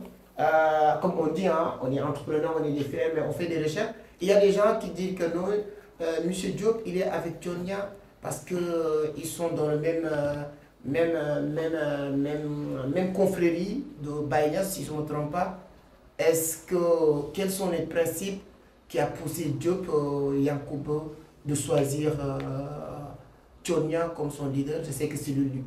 Il n'est pas uniquement leader de Diop. Quand on sort dans le cadre de la politique, il y a des millions de personnes partout en Afrique qui s'identifient à lui. Mais en politique, qu'est-ce qui t'a motivé à choisir Thione et son mouvement Jëf comme leader pour l'accompagner en politique? Merci beaucoup mon frère Amadou. Le choix, déjà, moi je dis souvent, c'est pas le choix, mais ce qui m'a motivé, d'abord, c'est la motivation qui nous amène à faire des choix. Oui, on ne peut pas empêcher les autres de penser et de dire ce qu'ils pensent, parce que c'est ce que nous défendons. Débat d'idées. Ils peuvent dire, c'est parce que je suis de la même confrérie que le président Thionia, mais ce qui nous lie dépasse cela. Vous savez, ce qui nous lie, c'est l'humanité. Ce qui nous lie, c'est la raison. Ce qui nous lie, c'est l'action. Mais si tous ces deux aspects se réunissent dans cette confrérie, oui, alors c'est ça. Alors, ce n'est pas M. Diop tout simplement qui fait le mouvement ou bien la coalition Diop. Je suis avec d'autres acteurs. Je suis avec d'autres leaders qui ne sont pas de la même confrérie que le président Thionia. Moi, c'est après même que j'ai su que le président Thionia est de Medina Baye, après avoir lu son livre « Mémoire d'un éternel optimiste », dont vous-même vous l'avez lu. Donc, c'est pour vous dire tout simplement, il faut que les Sénégalais sautent ou bien dépassent ces genres de débats. Qu'est-ce que ça m'apporte? Qu'est-ce que ça me rapporte? Et qu'est-ce que ça rapporte au président Thionia? Ils sont libres. Je ne vais pas m'attarder à ça. Mais en tout cas, ce qui nous lie, ça dépasse ce que les autres pensent. Ce qui nous lie, c'est l'humanité. Ce qui nous lie, c'est l'action. Ce qui nous lie, c'est d'être serviteur. Et j'ai dit dans mes propos à chaque fois, avant de parler, je suis désolé, avant de parler de dialogue national, parlons de dialogue des âmes, parlons de dialogue des cœurs, parlons dialogue de l'humanité. C'est ce qui nous lie avec le président Thionia. Servir et servir l'humanité. Alors, c'est ça le choix. Le choix avec le président Thionia, ce sont ce que je vous ai dit. Maintenant, l'autre question, c'est... Actuellement, bon, les gens pensent, hein, comme j'ai dit, je pense que vous avez abordé quelque chose de très important. Je profite pour dire, mon frère, le jeune leader optimiste, on va se débattre, toi, tête à tête, où on va parler du livre de Thionia. Je vois que c'est quelqu'un qui est fanatique même.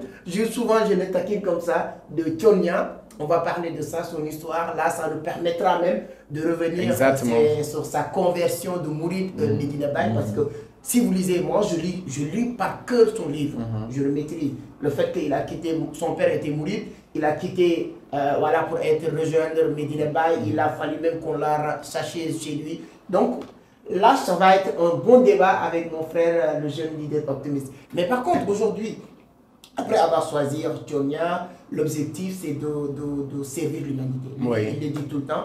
Il y a deux points. La première, quelle est votre appréciation, vous aussi, après avoir été recalé au niveau des parrainages, qui fait qu'aujourd'hui, Thionia ne peut plus compétir ou continuer la compétition pour laisser, pour qu'on puisse voir ce que les Sénégalais vont décider.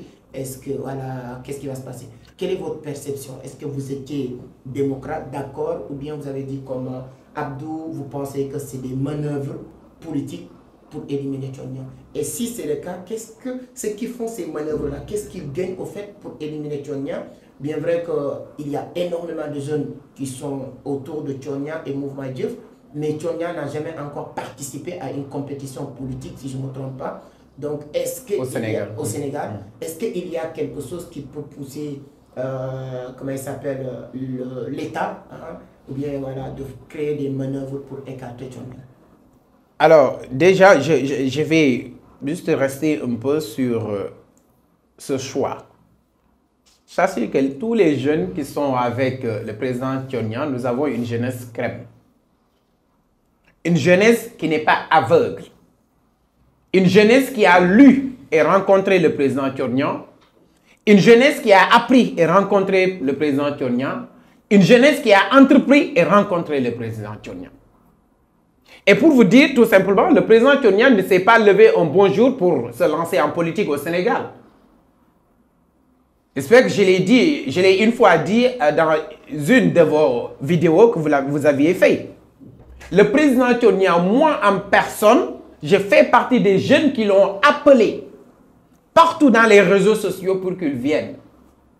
Oui, qu'il vienne, qu'on se donne la main pour participer à la construction de notre pays, de notre continent. Vous l'avez dit tout à l'heure, l'Afrique est en construction et lui-même il dit. L'Afrique, le Sénégal est en construction.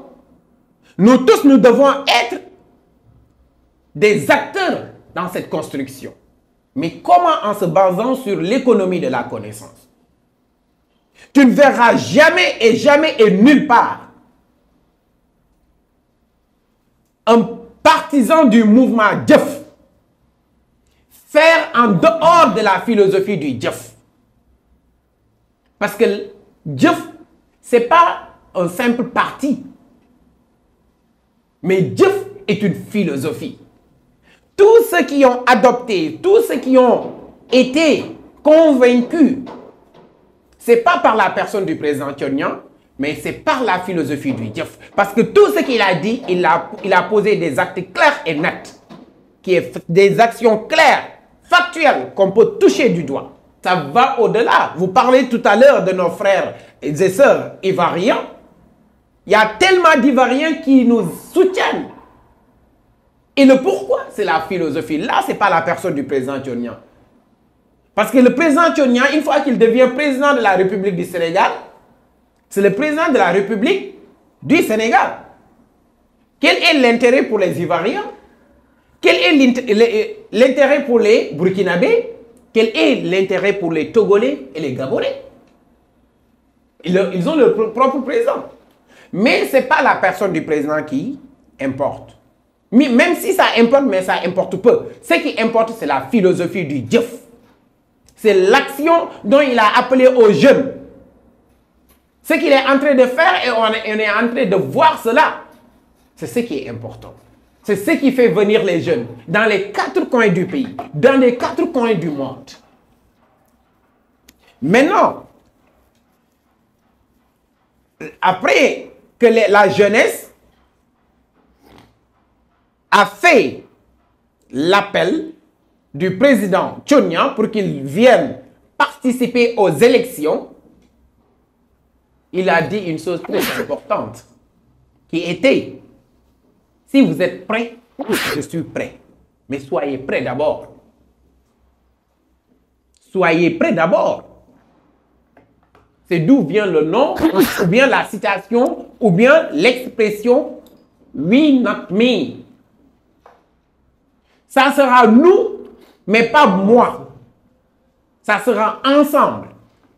Parce que le Sénégal, l'Afrique, dans sa totalité, nous avons cette culture. C'est quoi? Nous allons l'accompagner jusqu'à qu'il arrive au pouvoir. On va se départager les tâches. On va se départager les postes. Et c'est ce qu'on est en train de vivre. Et c'est ça en réalité. Lui, il dit, si nous devons gagner ensemble. Et si nous devons gouverner ensemble. Et quelqu'un d'autre pourra me dire comment gouverner ensemble. Et c'est celui qu'on doit élire. Il répond en réplique pour dire, si on prenait le meilleur président de l'Afrique du monde pour l'amener au Sénégal, pour gouverner le Sénégal, et que les Sénégalais ne bougent pas, n'acceptent pas de bouger, de faire des pas d'avant, un bond en avant, il n'y aura jamais de changement. C'est très intéressant. En tout cas, moi j'aime bien l'histoire de John. Vous voyez? Donc, je pense, mais on va revenir sur ça tout de suite. Il y a des gens qui posent aussi des questions en disant qu'il est jeune. Oui. L'avantage aujourd'hui, c'est ça, il est très jeune. Donc, je pense qu'aujourd'hui, à part Pape Djibril Fall, on pouvait dire que je ne connais pas le âge, mais il peut faire partie des candidats s'il était passé les plus jeunes. Et il y a des gens qui pensent, est-ce que Thionia ne pouvait pas essayer de venir, commencer sur les bases, c'est-à-dire qu'être maire, même si ce n'est pas lui en seul, de positionner ses gars, c'est-à-dire avoir un maire au niveau de Sendou ou bien être maire au niveau de Kaolack. Et les gens même se posent des questions, où se trouve la base politique de Thionia? C'est Kaolack, c'est Sendou, c'est Dakar, c'est où?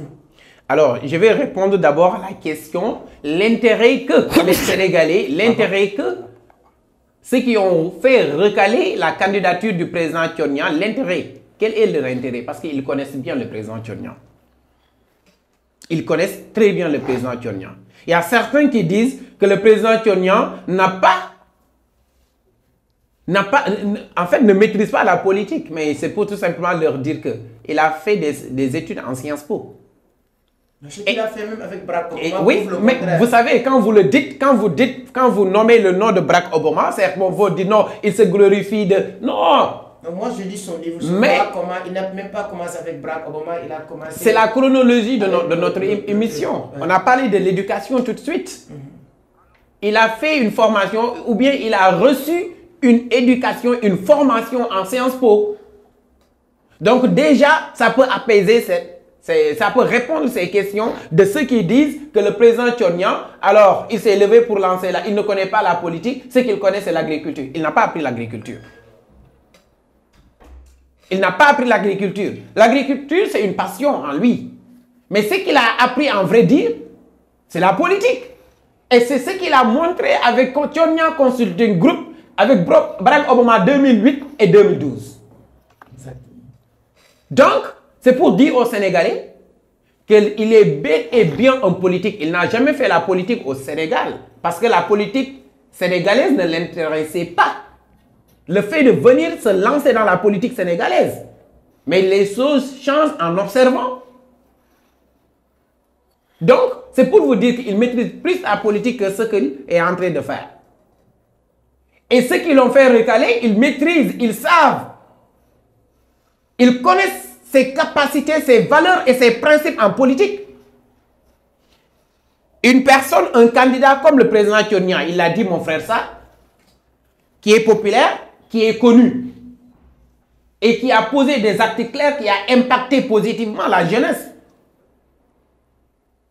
Partout dans les 14 régions du Sénégal, il y a des membres du DIEF, il y a des leaders du DIEF à travers Give One Project, à travers Women Training Center.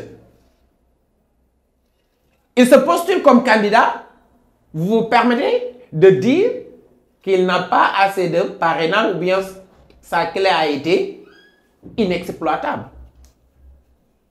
Ça, c'est rigolo. Ça, c'est chahuter. Ça, c'est jouer avec la conscience des gens. Ça, c'est de ne pas respecter les Sénégalais. C'est lui qui a les compétences.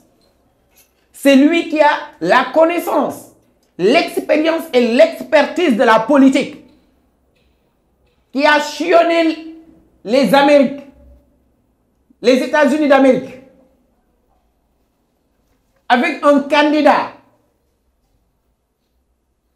qui remporte les élections. Alors, vous savez, quand il vient lui-même pour se postuler comme candidat, il sera très sérieux et il saura comment faire. C'est très intéressant. C'est très intéressant. C'est pour vous dire qu'il l'a dit. Moi, je disais que, je l'ai dit dans plusieurs plateaux, que les parrainages, oui, c'est bon, mais les systèmes de parrainage, c'est là-bas qu'il y a défaut. Ce n'était pas des parrainages, c'était des phases de sélection. C'était des phases de sélection. Alors, cette phase de sélection leur a tombé dessus. Maintenant, ils veulent avoir des issues de secours. Et nous, nous serons là. Et toujours à impacter, nous serons là. Avec Diop, ce n'est pas être président ou candidat que nous empêchera de faire. Nous allons toujours faire avec le président Tchonia. Nous allons changer le Sénégal, changer l'Afrique et impacter le monde. En 2017-2018, un ami qui s'appelle Abdou Khadr Lay, il faisait partie des premières personnes qui rejoignent Tchonia avec le mouvement Give One Project, qui me connaissait très bien, qui venait, qu'on habitait dans le même quartier, qui me disait « Non, je vois quelqu'un, ce que tu fais là et tes ambitions, si tu connais cette personne, tu vas l'aimer. » Abdou Khadr Lay, malheureusement, il est décédé. C'est Give One Project même qui ont annoncé sa décès. Oui, je connais. Il faisait, c'était l'une des premiers jeunes graphistes de sa génération. Lorsqu'on parlait de graphique à l'époque, c'est lui, il faisait partie des gens qui ont créé le logo Icon Lighting africain. Donc je suivais Tchonia pour dire que depuis qu'il est au Sénégal, il est dans le Dieuf. On va revenir sur ça avec Give One Project. Bien vrai qu'il y a des gens qui disent aussi sur les commentaires, Give One Project c'était une ONG à but non lucratif que Tchonia a transformé à un mouvement politique. Donc peut-être tu vas donner un peu de réponses. Des réponses claires même. Voilà, il y a des gens aussi qui disent sur les commentaires que j'ai regardé sur ces derniers posts, parce que j'aime tellement Tchonia, même ces posts, je regarde les commentaires, il y a des jeunes qui n'ont pas apprécié le fait qu'il ait participé à ce dialogue national. Peut-être tu auras aussi quelque chose à nous dire. Mais là, il y a maintenant des dualités politiques. Quand on sort maintenant des ambitions, quand on sort de tout, votre leader, il y a beaucoup de personnes qui le reprochent en disant que c'est quelqu'un, le fait qu'il ne peut même pas évoluer dans l'opposition sénégalaise parce qu'il veut toujours être dans le même niveau que Ousmane Sonko. Si vous avez une petite réponse à donner, parce qu'on voit que voilà, les gens disent qu'il a une petite... Il veut se concurrencer avec Ousmane Sonko. Est-ce qu'il est dans la tête, toi qui es proche de lui, de Bougane Gueye Dany, de vouloir être au niveau de Ousmane Sonko, ce qui fait qu'il y a des gens qui disent que jusqu'à aujourd'hui, il est dans un impasse. C'est-à-dire qu'aujourd'hui, avec tout ce que Bougane Gueye a à faire comme déclaration, il ne peut pas se permettre, s'il ne veut pas se enterrer vivant politique, de soutenir le mouvement ou bien la mouvance présidentielle. Et comme il ne veut pas, il est toujours en dualité avec Ousmane Sonko, même si on ne le dit pas, vous entendez les gens le dire. C'est ça qui même un peu retardé son adhésion sur le mouvement avec Diomaye. Bien vrai qu'on va revenir sur mon frère, parce que Tchonia récemment a fait un discours très intéressant, peut-être qui a eu des fruits, parce qu'il a fait un discours sur les réseaux en disant que c'est anormal, c'est inacceptable que Tchonia et Diomaye restent en prison. Et la manière dont il a dit, voilà, Ousmane Sonko et Diomaye, et je pense qu'après cette vidéo, donc je pense que peut-être le président a fait une prise de conscience et tout ce qui s'est passé. Est-ce que c'est vrai, il y a une dualité? C'est normal en politique, tout le monde veut être premier. Mais aujourd'hui, est-ce que Bougane a accepté la légitimité de Ousmane Sonko au sein politique sénégalais aujourd'hui? Oui, pour moi, ça, c'est un débat vraiment qui a agité les plateaux. Hein. Mais à mon avis, c'est un débat aussi plus ou moins stérile. Dans la mesure où personne n'est personne, Bougane Gueye Dany ne veut pas être Ousmane Sonko ne veut pas être Bougane. Ce sont des leaders et que chacun brille de son côté. Moi qui crois et qui connais Bougane Gueye Dany, Ousmane Sonko ne peut pas en réalité me façonner politiquement. La personne qui me façonne, c'est le président Bougane Gueye Dany, aujourd'hui à l'heure qu'il est. Maintenant, dans toute chose, il faut qu'il y ait maintenant une détermination ou bien cet conflit de force, cet conflit en réalité de puissance au niveau du sommet, on a tendance à le voir. Mais le véritable combat que le président Bougane Gueye Dany est en train de mener, c'est de voir comment faire maintenant pour être à la tête de ce pays. Ousmane Sonko, il est opposant, il est un leader politique. Bien, Bougane Gueye Dany également, c'est un opposant, c'est un leader politique. Maintenant, est-ce que si Bougane doit se tirailler, il doit se tirailler avec Ousmane Sonko ou avec quelqu'un qui est celui qui est sur la fauteuil présidentielle?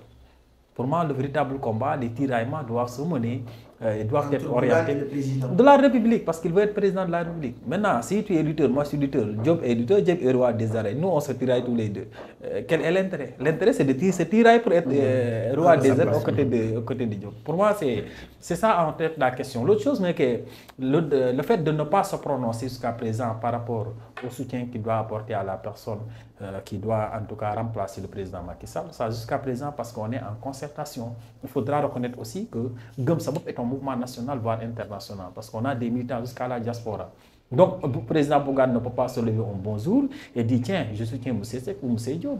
Il faut qu'il y ait des concertations, il faut qu'il y ait en réalité une forte communication et orienter en tout cas la base vers une seule personne. Et là, ça ne peut être que, en tout cas, l'opposition. Si je parle de l'opposition, je parle de tout le monde sauf Amadou Ba qui est une incarnation parfaite du système.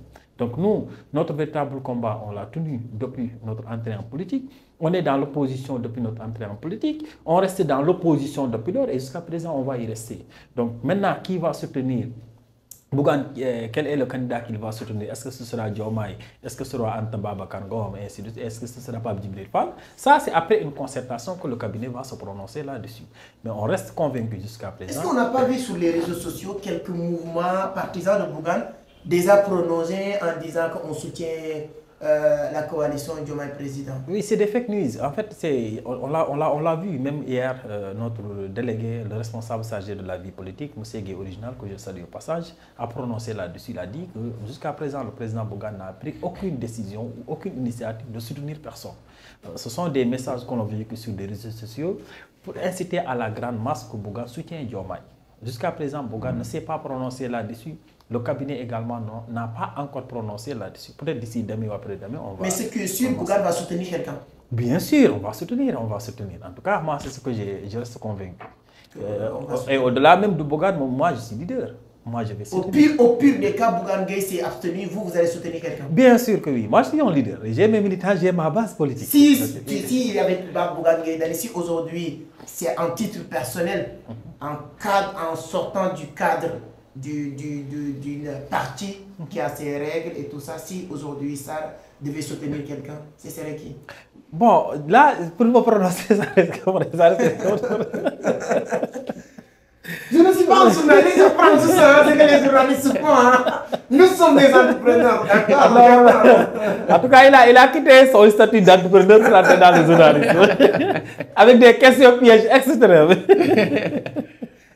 Pour me prononcer, ça risque d'être compliqué. Parce que jusqu'à présent, je reste sur les rouages voilà, sur les disciplines. Non, comme on n'est pas entrepreneur. Si c'est les journalistes, ils vont essayer de pousser pour dire non, on n'est pas dedans. Donc, on comprend. Donc, comme on est dans un parti, c'est normal d'attendre les décisions du parti. Et comme on pense que Bougane va soutenir quelqu'un, on le fera. Donc, dernier tour de table, ça va être après maintenant.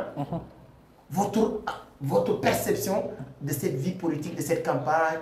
Il y a le cas de Ousmane Sonko qui vient de sortir. Les gens, comment ils sont accueillis Ousmane Sonko récemment. Il y a des gens même qui disent, comme si le Sénégal a gagné la Coupe d'Afrique. Comment vous voyez la popularité d'Ousmane Sonko? Bon, c'est formidable, on doit le noter, il n'est pas mon leader, ne signifie pas en réalité de ne pas avoir, en tout cas, le cœur brillant de l'apprécier. Politiquement, il a apporté cette touche exceptionnelle à la scène politique sénégalaise. Parce que même moi-même, je vous ai dit que je me suis présenté au local, sorti 3e. C'est parce que plus ou moins la génération de Ousmane Sonko, Bougane, Tchonnia, ont réussi à faire apprendre et à faire comprendre à la société que le politique n'est pas du tout en réalité un roi, c'est un serviteur. Je ne peux pas prendre l'initiative de vous servir en mettant en réalité en otage ma famille, ma santé, ma sécurité, ainsi de suite. Donc, au retour, qu'est-ce que vous devez faire vous en tant que communauté? Si vous voulez que je me déplace de Niani Toulour à Dakar, faire des actions pour que vous ayez de l'électricité, des hôpitaux, ainsi de suite, vous devez au retour financer mes déplacements et mes campagnes, participer. Donc ça, Ousmane Sonko a réussi à le faire. À chaque fois, vous verrez des levées de fonds. Voilà, levée de fonds de la commune de Niani Toulour, et ainsi de suite. À partir de ce moment, le politicien en tout cas, ne pense pas être le roi de la cité, mais il a l'obligation de penser, d'agir comme étant le serviteur, comme étant en réalité l'esclave de la société. Donc à partir de ce moment, Ousmane Sonko, il a fait un travail exceptionnel. Donc là, quand la société a pu comprendre ça, ils savent également que c'est un bon leader. À sa sortie de prison, on ne l'avait pas souhaité d'ailleurs, en tant que Sénégalais, en tant que citoyen, de voir un des nôtres être en prison. Il ne peut plus, en tout cas, vaquer à ses préoccupations, ne peut plus voir sa famille. C'est écœurant. Mais quand moi, j'ai vu, en tout cas, sa sortie avec la foule, j'ai dit, tiens, bon, voilà quoi. Le Sénégalais s'est montré encore debout, s'est montré également la fierté de voir l'un des nôtres parmi nous regagner sa liberté, regagner sa famille. C'est exceptionnel. Donc, j'apprécie positivement.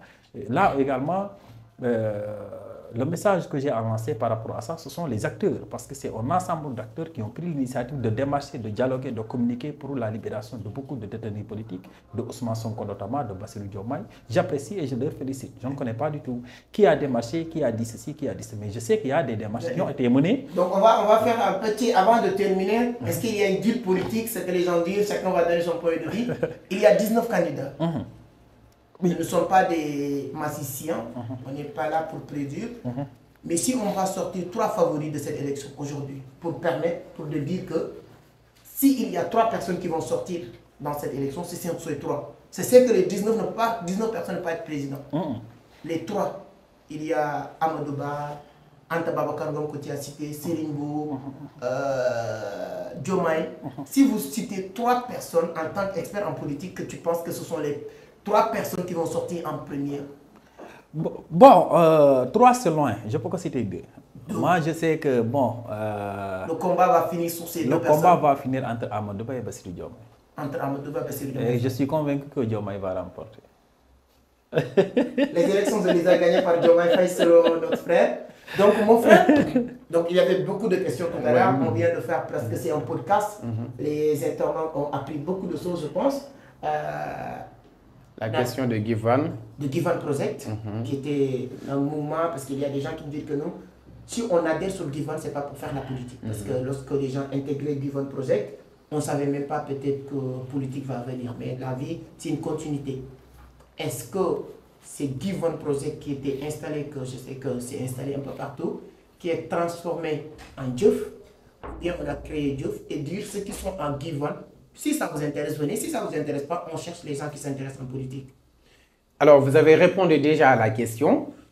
Vous savez, Givan, c'était, je vais dire, une organisation à non apolitique. Voilà. Apolitique, c'est ça. À but non lucratif. Ouais. C'était apolitique. Alors, le mouvement Diouf est venu après Givan. Vous avez tenté de répondre à la question. C'est bien évidemment ce qui a été fait. Dans Givan Project, il faut savoir une chose, que dans Givan Project, il y a certains qui ne sont pas avec le président Tchonnia. Il y a certains qui sont dans d'autres partis. Il n'empêche qu'ils sont restés toujours coordonnateurs et coordonnatrices de Givan Project. Il y en a beaucoup. Je pense que sur cette partie-là, j'ai besoin. Donc, le reste, dans les jours qui viennent avant les élections présidentielles et après, je vais inviter des gens qui connaissent un peu la politique, on va en parler. Parce que j'ai entendu aussi au niveau de PUR, si vous êtes Moustapha Sidine et vous n'êtes pas d'accord de rejoindre PUR, on vous sort de Moustapha Sidine. Je ne le confirme pas, mais si c'est le cas, il n'y a pas de démocratie. Et on va en parler avec des gens qui sont au niveau de PUR. Voilà. Si vous êtes coordinateur, vous faites partie de ce mouvement, je vous tends la main. Répondez à notre invitation et on va en discuter. En tout cas, ce que je vais vous dire, pour que je puisse continuer pour cette question, il faut que ça soit clair devant les internautes. que nous sommes des démocrates. On ne peut pas se dire démocrate et après exclure certains, ou bien avoir certaines pratiques au sein de notre parti, ou bien au sein de notre mouvement.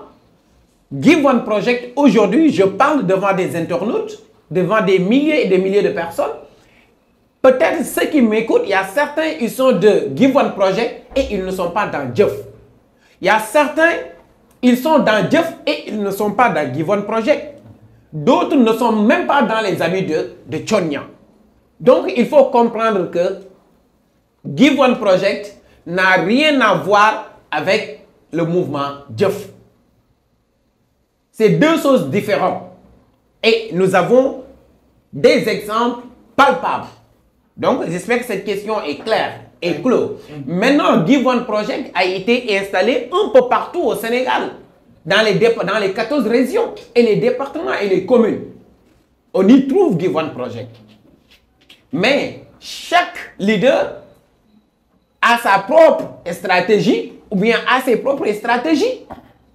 À l'arrivée du mouvement Jeff, peut-être on peut dire c'est cette même lancée que nous avons utilisée pour installer nos cellules. Ce n'est pas ici que je vais dévoiler comment notre stratégie. Mais tout ce que je peux vous dire, vous allez trouver dans une région un coordinateur du mouvement Jeff et un coordinateur de Give One Project. Donc ça fait la différence. Il faut que ça soit clair. La deuxième question, c'était la question que les internautes posent. Et certains disent que le président Tchonia ne devait pas aller répondre au dialogue. Du président. Non, moi je ne vais pas dire du président, hein, parce que le dialogue, ce n'était pas un dialogue du président de la République. C'était pour les Sénégalais et par les Sénégalais. Et il avait si bien dit, tous ceux qui ne sont pas venus répondre à l'appel des Sénégalais, ils vont laisser des chaises vides.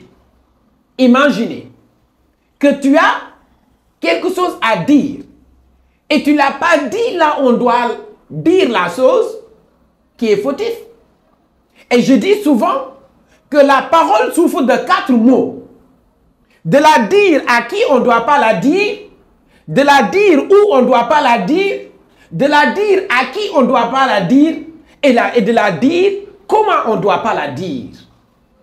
Et j'espère très bien que le président Tchonia, sa participation, c'était pour dire la chose à la place où il devait la dire et la manière dont il devait la dire et il l'a dit, par ses propres dires. L'autre question, c'était... Concernant le truc de Ousmane Sonko, sa sortie sur les réseaux sociaux, c'était très médiatisé parce que vous connaissez, j'aime bien le dire, ça ne va pas me laisser dire le contraire, qui est expert en politique. Les gars de Pastef, ils sont forts en communication digitale. Tout à fait. Quand tu dis quelque chose qui leur arrange, ça va être vraiment polarisé rapidement, comme on le dit, on le sait. Lorsque Tchonia a fait ce discours en disant que Bassirou Diomaye Faye et Sonko doivent sortir en prison, ils ne sont pas leur place. Et il y a certains même que je connais, parce que moi j'ai beaucoup d'amis, qui disent que lorsque Tchonia était parti à ce dialogue, on attendait qu'il dise ce qu'il avait dit dans les réseaux sociaux devant le président, mais il n'a pas fait. C'est parce que les gens ne comprennent pas la communication. Et ils ne sont pas communicants. Mais avant même de répondre à cette question, avant que les internautes me pointent du doigt pour me dire que j'ai fui une de tes questions, c'est Tchonia devait attendre. Il y a certains qui ont dit que Tchonia devait attendre. C'est très tôt qu'il se lance en politique. N'est-ce pas? Vous avez posé cette question. Mais c'est pour vous dire, je serai bref et laconique sur ça. Si c'est un match de football, on ne dit pas que c'est vite fait. On encourage même les petits à jouer, non? Mais pourquoi, si c'est en politique, on nous dit que c'est très tôt? Et quelqu'un qui est expérimenté, il ne faut pas me dire que ce n'est pas la même chose, toi qui me suis. Tu es expérimenté et compétent. Ce qui reste, c'est l'action. C'est comme le disait Cheikh Ahmadou Bamba. Donc, il s'est lancé à la place et au moment où il devait se lancer, il l'a fait. Et nul et personne pourra nous faire marcher en arrière. Pour revenir à ta question. Maintenant, sur sa sortie... L'appel Je vous ai dit tout à l'heure que le président Tchonnia, c'est un démocrate. Et c'est de ça, nous, les djeffistes, les tchonistes, c'est cette philosophie que nous avons. Débat d'idées. Ce n'est pas parce que nous ne faisons pas partie de d'autres mouvements ou bien d'autres partis qu'on doit leur pointer du doigt, qu'on doit leur dire du mal. Ce n'est pas la politique qui colle avec nos valeurs et nos principes. Le président Tchonnia ne connaît pas le président Ousmane Sonko. Il l'a dit lui-même. Il ne connaît pas le président Diomaye Faye, Bassirou Diomaye Faye, Diakhar Faye. Il n'a jamais rencontré qui que ce soit parmi les deux, que ça soit clair.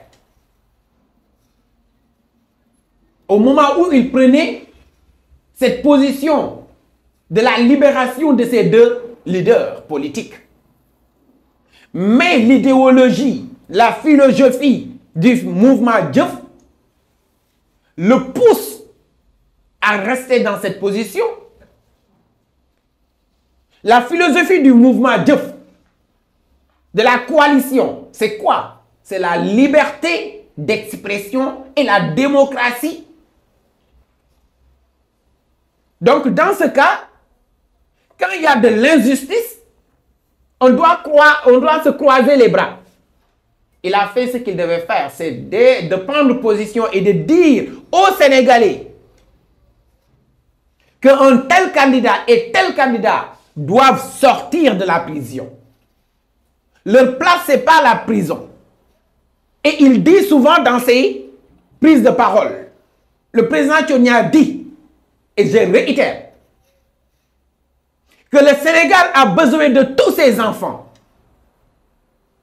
Donc, si on est au moment où le Sénégal doit sélectionner, ou bien le Sénégal doit élire un président de la République, tous les Sénégalais doivent sortir. Tous les Sénégalais doivent avoir les mêmes responsabilités et les mêmes positions de la liberté d'expression et de la liberté de vote pour élire le président qu'ils veulent. Et surtout en ce moment-là, Diomaye était déjà candidat. Déjà candidat. Et ce qu'il a dit, il l'a réitéré, mais autrement au niveau du dialogue. Mais au moment où il faisait la prise de parole pour dire que le président Macky Sall, je vous ai contacté, je vous ai écrit, vous ne m'avez pas répondu. J'ai que les réseaux sociaux maintenant, j'ai que mes plateformes pour parler avec vous. Je vous demande de libérer ces candidats. Ce n'était pas encore le 24. Mais le dialogue s'est tenu quand? Mais il faut que les Sénégalais arrêtent, ou bien je ne vais pas dire, il faut que nous arrêtons ensemble les détails. Ce sont des détails. Le moment où il le disait, les élections, on n'avait pas encore peut-être annulé les élections. Mais les élections sont déjà annulées maintenant. Il faut que nous soyons des entrepreneurs. Il faut qu'on avance. Parfois, dans une entreprise, dans Vision d'Afrique, il t'arrive de ne pas pouvoir résoudre un problème, mais tu mets en stand-by le problème et tu avances. C'est ça l'esprit d'un leader. Maintenant, on n'a pas pu résoudre ce problème, ou bien on n'a pas pu avoir des solutions à ce problème, et le temps presse, on doit avancer. Lorsqu'il est parti à l'appel du dialogue, ce qu'il a dit, ça coïncide. Il a dit que les élections doivent être organisées le plus rapidement possible. Parce qu'on doit partir aux préoccupations de la population. C'était quoi? C'est l'agriculture, c'est l'hivernage, c'est la pêche, c'est l'élevage. Le Sénégalais est à faim. Le Sénégalais de Manorounki a faim. Le Sénégalais de Gapar a faim. Le Sénégalais de Kaymor a faim. Donc, c'est ça les préoccupations de la société. Et il l'a dit. Il est revenu sur la question des doubles nationalités. Ça, vous me le permettrez, j'espère. C'est l'occasion. Lorsqu'il le disait, ce n'était pas pour l'intérêt personnel. Il disait, vous, les Sénégalais, qui sont bien placés, nous, qui sommes bien placés, les ministres, les députés, les entrepreneurs qui ont eu qui ont les moyens, ils ont pris leurs enfants pour les envoyer à l'extérieur pour aller apprendre. Et parmi ces entrepreneurs, parmi ces politiques, certains de leurs enfants sont excellents. Et ils ont des doubles nationalités.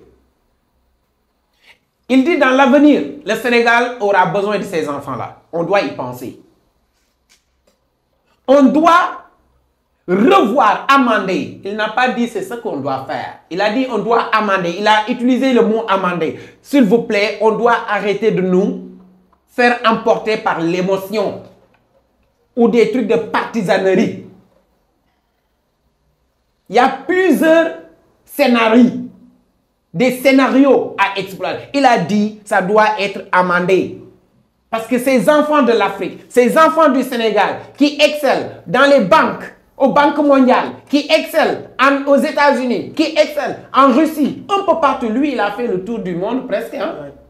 Dans plusieurs pays, il a rencontré des enfants du Sénégal, des fils dignes, fils du Sénégal, de l'Afrique, qui excellent là-bas, mais qui ont des doubles nationalités.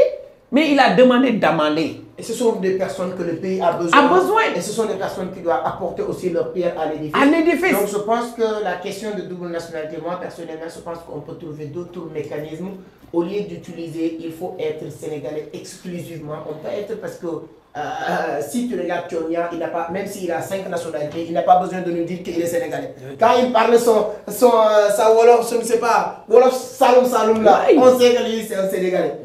Par contre, maintenant, on a beaucoup discuté. Je pense que vous m'avez donné l'amour maintenant d'éviter des gens en parlant en politique. Vous m'avez donné cet amour, c'est la première fois. Merci. C'est la première fois dans cette scène Entreprendre Autrement. Et je vais même dire à l'équipe, Ibo, il est là, et Mohamed, cette partie où on a commencé à parler de la politique, il faut nous faire une vidéo à part. Donc, il y aura le podcast, mais cette partie, il faut nous le donner comme ça. Vous avez apporté beaucoup. Vous m'avez appris à apprendre beaucoup de choses. Et je pense que si toi aussi tu as tombé surtout sur cette partie-là, et tu es politicien, et tu dis ah, telle personne, parce que les politiciens pensent comme ça, ce qu'il a dit c'est pas bien, lui il a laissé parler. Venez, vous êtes invités, on va encore beaucoup parler. Donc on va faire un tour de table de 2 minutes. Hein. Votre dernier mot déjà, vous pouvez profiter aussi pour parler de... Voilà, vous l'avez un peu brossé de la libération de toutes ces personnes, en commençant par Ousmane Sonko, et ensuite maintenant votre dernier mot. Voilà, qu'est-ce que vous souhaitez au Sénégal avec les élections qui viennent. Et je vous le promets, vous deux, après les élections, quoi qu'il arrive, ce qui va se passer, Sénégal c'est un pays de paix. Nous, moi je suis toujours fier d'aller quelque part, de dire que je suis sénégalais. Quand je suis au Sénégal, je ne le dis pas, mais quand je sors, je dis non, moi je suis sénégalais, donc on est fiers, c'est un pays. Je pars souvent, mes amis du Burkina, on me dit souvent, vous n'êtes pas français, vous n'êtes pas sénégalais, africain, on m'attaque pour me dire ça, je les dis que non, nous on a un pays démocrate. Donc on élit un président, on ne connaît pas, c'est pour taquiner. Donc pour dire que je sais que ça va bien se passer. C'est lui qui va gagner les élections. La seule chose qu'on lui souhaite, qu'il s'occupe des préoccupations des Sénégalais. C'est le plus important. Le reste, nous, on n'attend pas grand-chose. Et c'est ça que nous, on doit amener la jeunesse à comprendre qu'il n'y a aucun président qui va venir pour régler nos problèmes. Les présidents, ils auront leurs propres problèmes. Le président qui va venir là, il aura tellement de problèmes que tes problèmes ne seront pas ses problèmes. Donc nous, on est dans cette optique. Donc moi, si vous le permettez, je vais faire cette promesse à cette communauté. À la fin de cette élection, c'est dimanche prochain. Donc, disons lundi ou mardi. Vous êtes mes invités. Merci. Et on aura l'occasion, on ne va pas parler ce jour-là de l'entrepreneuriat, on va juste parler de ce qui va sortir de ces élections. Et voilà, on va partager. Donc, vous aussi, vous serez invités. Donc, on va inclure. Dis-moi sur les commentaires, je vais mettre un lien, sondage. Pour demander, est-ce que vous voulez que je crée une partie sur Entreprendre Autrement où on va parler de la politique. Et si je parle de la politique civilisée, on va inviter, pas ici des gens qui, celui qui va dire l'autre, ce que tu as dit, c'est pas vrai, c'est faux. Non.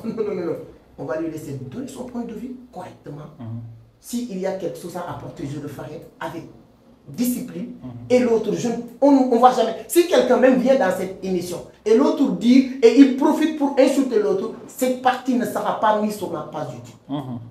Donc, c'est dans ce sens qu'on va le faire. Inviter des gens, on pourra poser des questions, chercher sur le net et lui laisser répondre correctement. Ce n'est pas comme des débats télé que vous hésitez sur les réseaux.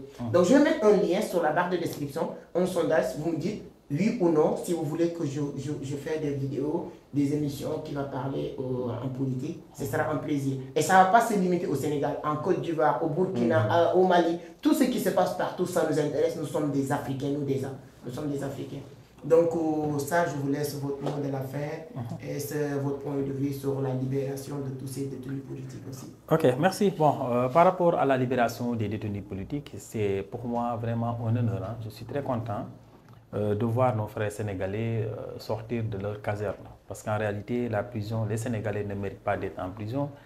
Comme il a si bien dit, le Sénégal a besoin de ses fils pour se bâtir. Quand on parle de ses fils, ceux qui sont aussi dans les prisons en font partie. Donc, leur libération est une question d'urgence. C'est une question aussi qui préoccupe toute la communauté. Donc, quand on les voit libres à travers la loi d'amnistie, on est très fiers, on est très contents également. Et toujours est-il que maintenant, comment faire pour ne plus y retourner? C'est de faire de la politique civilisée, penser que le président Macky Sall n'a absolument rien faire personnellement pour ce pays-là. C'est à travers les cotisations, que ce soit la TVA, que ce soit les impôts, que nous nous construisons, que nous achetons également des voitures pour la gendarmerie, pour la police, ainsi de suite, que nous construisons également des routes et des ponts essentiels. Donc ça, il ne faut pas détruire étant jeune Sénégalais, je ne suis pas du tout dans cette dynamique politique de la destruction des biens publics. L'autre chose, c'est que la stabilité et la paix de ces élections dépendent des discours des leaders. Il faut que les leaders tiennent des discours responsables. On n'a vraiment pas besoin de dire que Ousmane Sonko est laid, Bassirou Diomaye est bien, Anta Babacar Ngom, elle n'est pas gentille. Voilà, ça n'intéresse pas les Sénégalais. Ce qui intéresse aussi les Sénégalais aujourd'hui, c'est le programme que le leader, que le candidat va présenter pour pouvoir bâtir le pays. Au-delà de ça, après les élections, le nouveau homme qui sera à la tête de notre pays, il faut que toute la communauté, en tout cas, se croise derrière lui et l'accompagne. Peu importe le parti politique dont il émane, il faut qu'on sache qu'en réalité, c'est le Sénégal qui gagne. Nous devons tous l'accompagner. Nous devons apporter notre coup de pouce. Mais si le président, je donne un exemple, Amadou Ba ou Bassirou Diomaye gagne, on reste les bras croisés. En tout cas, deux personnes qui sont sur terre, une seule personne ne peut pas le soulever. Donc naturellement, tout le Sénégal est à genoux, l'économie est à genoux, notre démocratie est à genoux. Donc le nouveau homme a beaucoup de choses à faire, mais il faut que les Sénégalais puissent accompagner, que chaque Sénégalais puisse apporter en tout cas une pierre à la construction de l'édifice. Pour moi, c'est important. Donc au-delà de ça, je tiens à vous remercier tout en réaffirmant mon estime et mon abnégation à votre personne parce que vous êtes en train de participer à la construction de ce pays. Vous êtes en train de montrer un très bon exemple à la jeunesse du Sénégal, mais également de l'Afrique. Je vous suis de très près et je sais également que si toute la jeunesse sénégalaise était comme vous, le pays aurait en tout cas comparable aux États-Unis d'Amérique ou à la Chine. Donc rassurez-vous, on est très fiers de voir des jeunes Sénégalais aussi bien que M. Diop aussi. Des jeunes Sénégalais se battent pour en tout cas non seulement leur évolution, mais l'évolution de leur communauté. C'est des exemples à suivre, c'est des exemples également à donner. Et que j'ai l'habitude de le faire à chaque fois d'animer des panels. Je ne donne pas l'exemple de Victor Hugo qui est en France ou de Martin Luther King. Je donne l'exemple de M. Seck, de M. Diop qui sont là parce que voilà, c'est palpable, on les voit, on est avec eux. Ce sont des jeunes engagés, des jeunes motivés, des jeunes à encourager, mais également des jeunes à suivre. Au-delà de ça, c'était un honneur, c'était également un plaisir de partager avec vous ce panel. Un grand plaisir, un grand vraiment plaisir. Vraiment, le débat était à la hauteur de nos attentes, dépasse même nos attentes, sur tous les niveaux, l'entrepreneuriat et surtout cette dernière aspect qui est très intéressant parce qu'on dit souvent si tu ne fais pas la politique va te faire. Parce que voilà, on est obligé. Donc, Diop, c'est toujours un grand plaisir de te rencontrer, de discuter avec toi. C'est toujours des débats, des idées, ça permet les gens d'apprendre beaucoup de choses. Donc, je vais vous laisser aussi votre mot de la fin. Est-ce qu'aujourd'hui, aussi, avec votre mot de la fin, comme Diop ne fait pas partie des compétiteurs, est-ce que Diop va aussi soutenir un candidat ou bien vous allez vous abstenir? Merci beaucoup. Merci mon frère. Tout le plaisir est pour moi parce que comme je l'ai dit, vous êtes impactant et vous continuez toujours d'être impactant. Je l'avais dit à un de mes proviseurs, il a rigolé. Je lui ai dit que vous êtes excellent, le proviseur, mais restez toujours excellent. Donc, vous aussi, vraiment, merci beaucoup pour l'occasion que vous nous avez donnée. Alors, déjà, nous avons la libération. La libération des détenus politiques, comme si on peut le dire ainsi. Je vous ai dit au début que nous sommes des démocrates et lorsque le président Tchonian faisait l'appel pour que le président de la République puisse libérer ses prisonniers politiques ou bien ses prisonniers, c'était dans cette lancée que j'ai dit que le Sénégal a besoin de tous ses enfants. Et vraiment, l'appel a été bien entendu, le président l'avait entendu et il l'avait appelé, il était parti le rencontrer. Et ce sont ces mêmes termes qu'il lui a dit que le Sénégal a besoin de tous ses enfants. Donc, ces prisonniers doivent être libérés et le pardon, c'est notre credo. Le pardon, ce sont des valeurs et des principes et c'est de la culture, c'est une culture sénégalaise. Donc, vraiment, il faut l'encourager et c'est ce qu'il a fait. Le président l'a fait. Et je peux même dire en tant que djeffiste, en tant que tioniste, le président Tchonian a participé vraiment énormément pour la libération de ces candidats qui ont été en prison. Donc, la position déjà du mouvement, je ne parle pas du président, parce que nous, on ne dit pas ça, nous, on parle de 8 Nokmi, donc c'est nous. Du mouvement Djef par rapport à ces élections, là, je serai laconique. Là, je serai très laconique là-dessus. Notre mouvement, la coalition Djef Tchonian 2024, nous sommes bien structurés et il y a ce qu'on appelle la discipline, comme le président Tchonian nous enseigne toujours. Il y a cette discipline de parti. Vraiment, il y a certains qui doivent se prononcer, ou bien notre cabinet doit se prononcer là-dessus. Et moi, personnellement, ce que je vais dire en est que d'ici quelques jours, le président va se prononcer là-dessus, il va prendre position. Mais moi, personnellement, ce que je vais dire, je vais toujours défendre les dires de mon leader. Parce que je vous ai dit ça à l'entame de mon propos, que ce qui m'a mis en rapport avec le président Tchonian, ça dépasse la politique. Donc moi, je ne suis pas un homme politique, moi je suis un jeune entrepreneur, je suis un entrepreneur, je suis un serviteur de la jeunesse. Mais si je me vois à l'aise au niveau de la politique pour servir ma communauté, je suis politique. Mais en dehors de ça, je ne suis pas politicien parce que personne ne m'a jamais vu dans un parti politique ou ailleurs. Mais la vision du Djef m'a conduit à faire la politique auprès de mon leader, auprès de mon mentor, auprès de mon choix préféré qui est mon père dans l'action, dans le Djef qui est le président Tchonian. Parce que je l'ai dit à certains partis politiques qui sont venus me voir, je leur ai dit, est-ce que moi, est-ce que mës ngeen ma gis ci parti politique? Est-ce que mës ngeen ma gis ci biir politique? Ils ont dit non. Je leur ai dit, man lépp lu ma namp ci politique, le président Tchonian moo ma ko nampal, lépp lu ma namp ci xam-xamu entrepreneuriat, li ci ëpp doole moom moo ma ko nampal. Donc lu may gàll mayam lay gàll. Donc moi, j'appartiens au Djef, j'appartiens au mouvement Djef. Maintenant que ça soit les élections en 2024, en 2030, en 2075 et consorts, moi je suis un Djefiste, moi je suis dans Djef. Donc, c'est ça ma philosophie et je vais mourir dans l'action, dans ce qu'on appelle l'art de servir ma communauté. En tout cas, en dehors de ça, je vous remercie. Merci. Et je remercie aussi tes internautes de Mali, Burkina Faso, on salue de la part du Burkina Faso.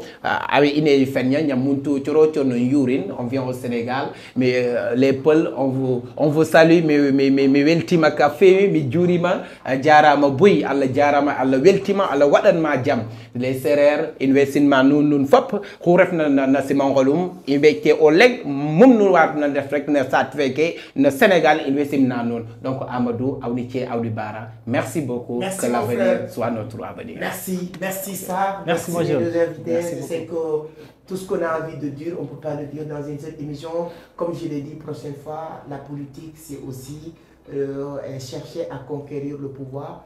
Vous êtes djeffiste, on aura l'occasion de parler, pourquoi pas être maire, pourquoi pas être député. Tout ça, c'est devant nous, on aura l'occasion d'en parler. En tout cas, vous aussi, merci d'avoir suivi cette podcast du début à la fin. C'est toujours un grand plaisir de partager avec vous N'oubliez pas, la seule chose, bien, nos seuls sponsors pour le moment, vous le savez très bien, c'est vos petits pouces, les likes, allez-y, ça prend quelques secondes. Si vous n'êtes pas abonné, attendez-vous. Les statistiques sur YouTube montrent que 50% ou 54% des gens qui suivent les vidéos ne sont pas abonnés. C'est gratuit. Voilà, allez-y, abonnez, likez, partagez et on se donne rendez-vous sur un autre numéro. Merci à vous tous, merci à mes invités, merci beaucoup, à la prochaine. Ciao.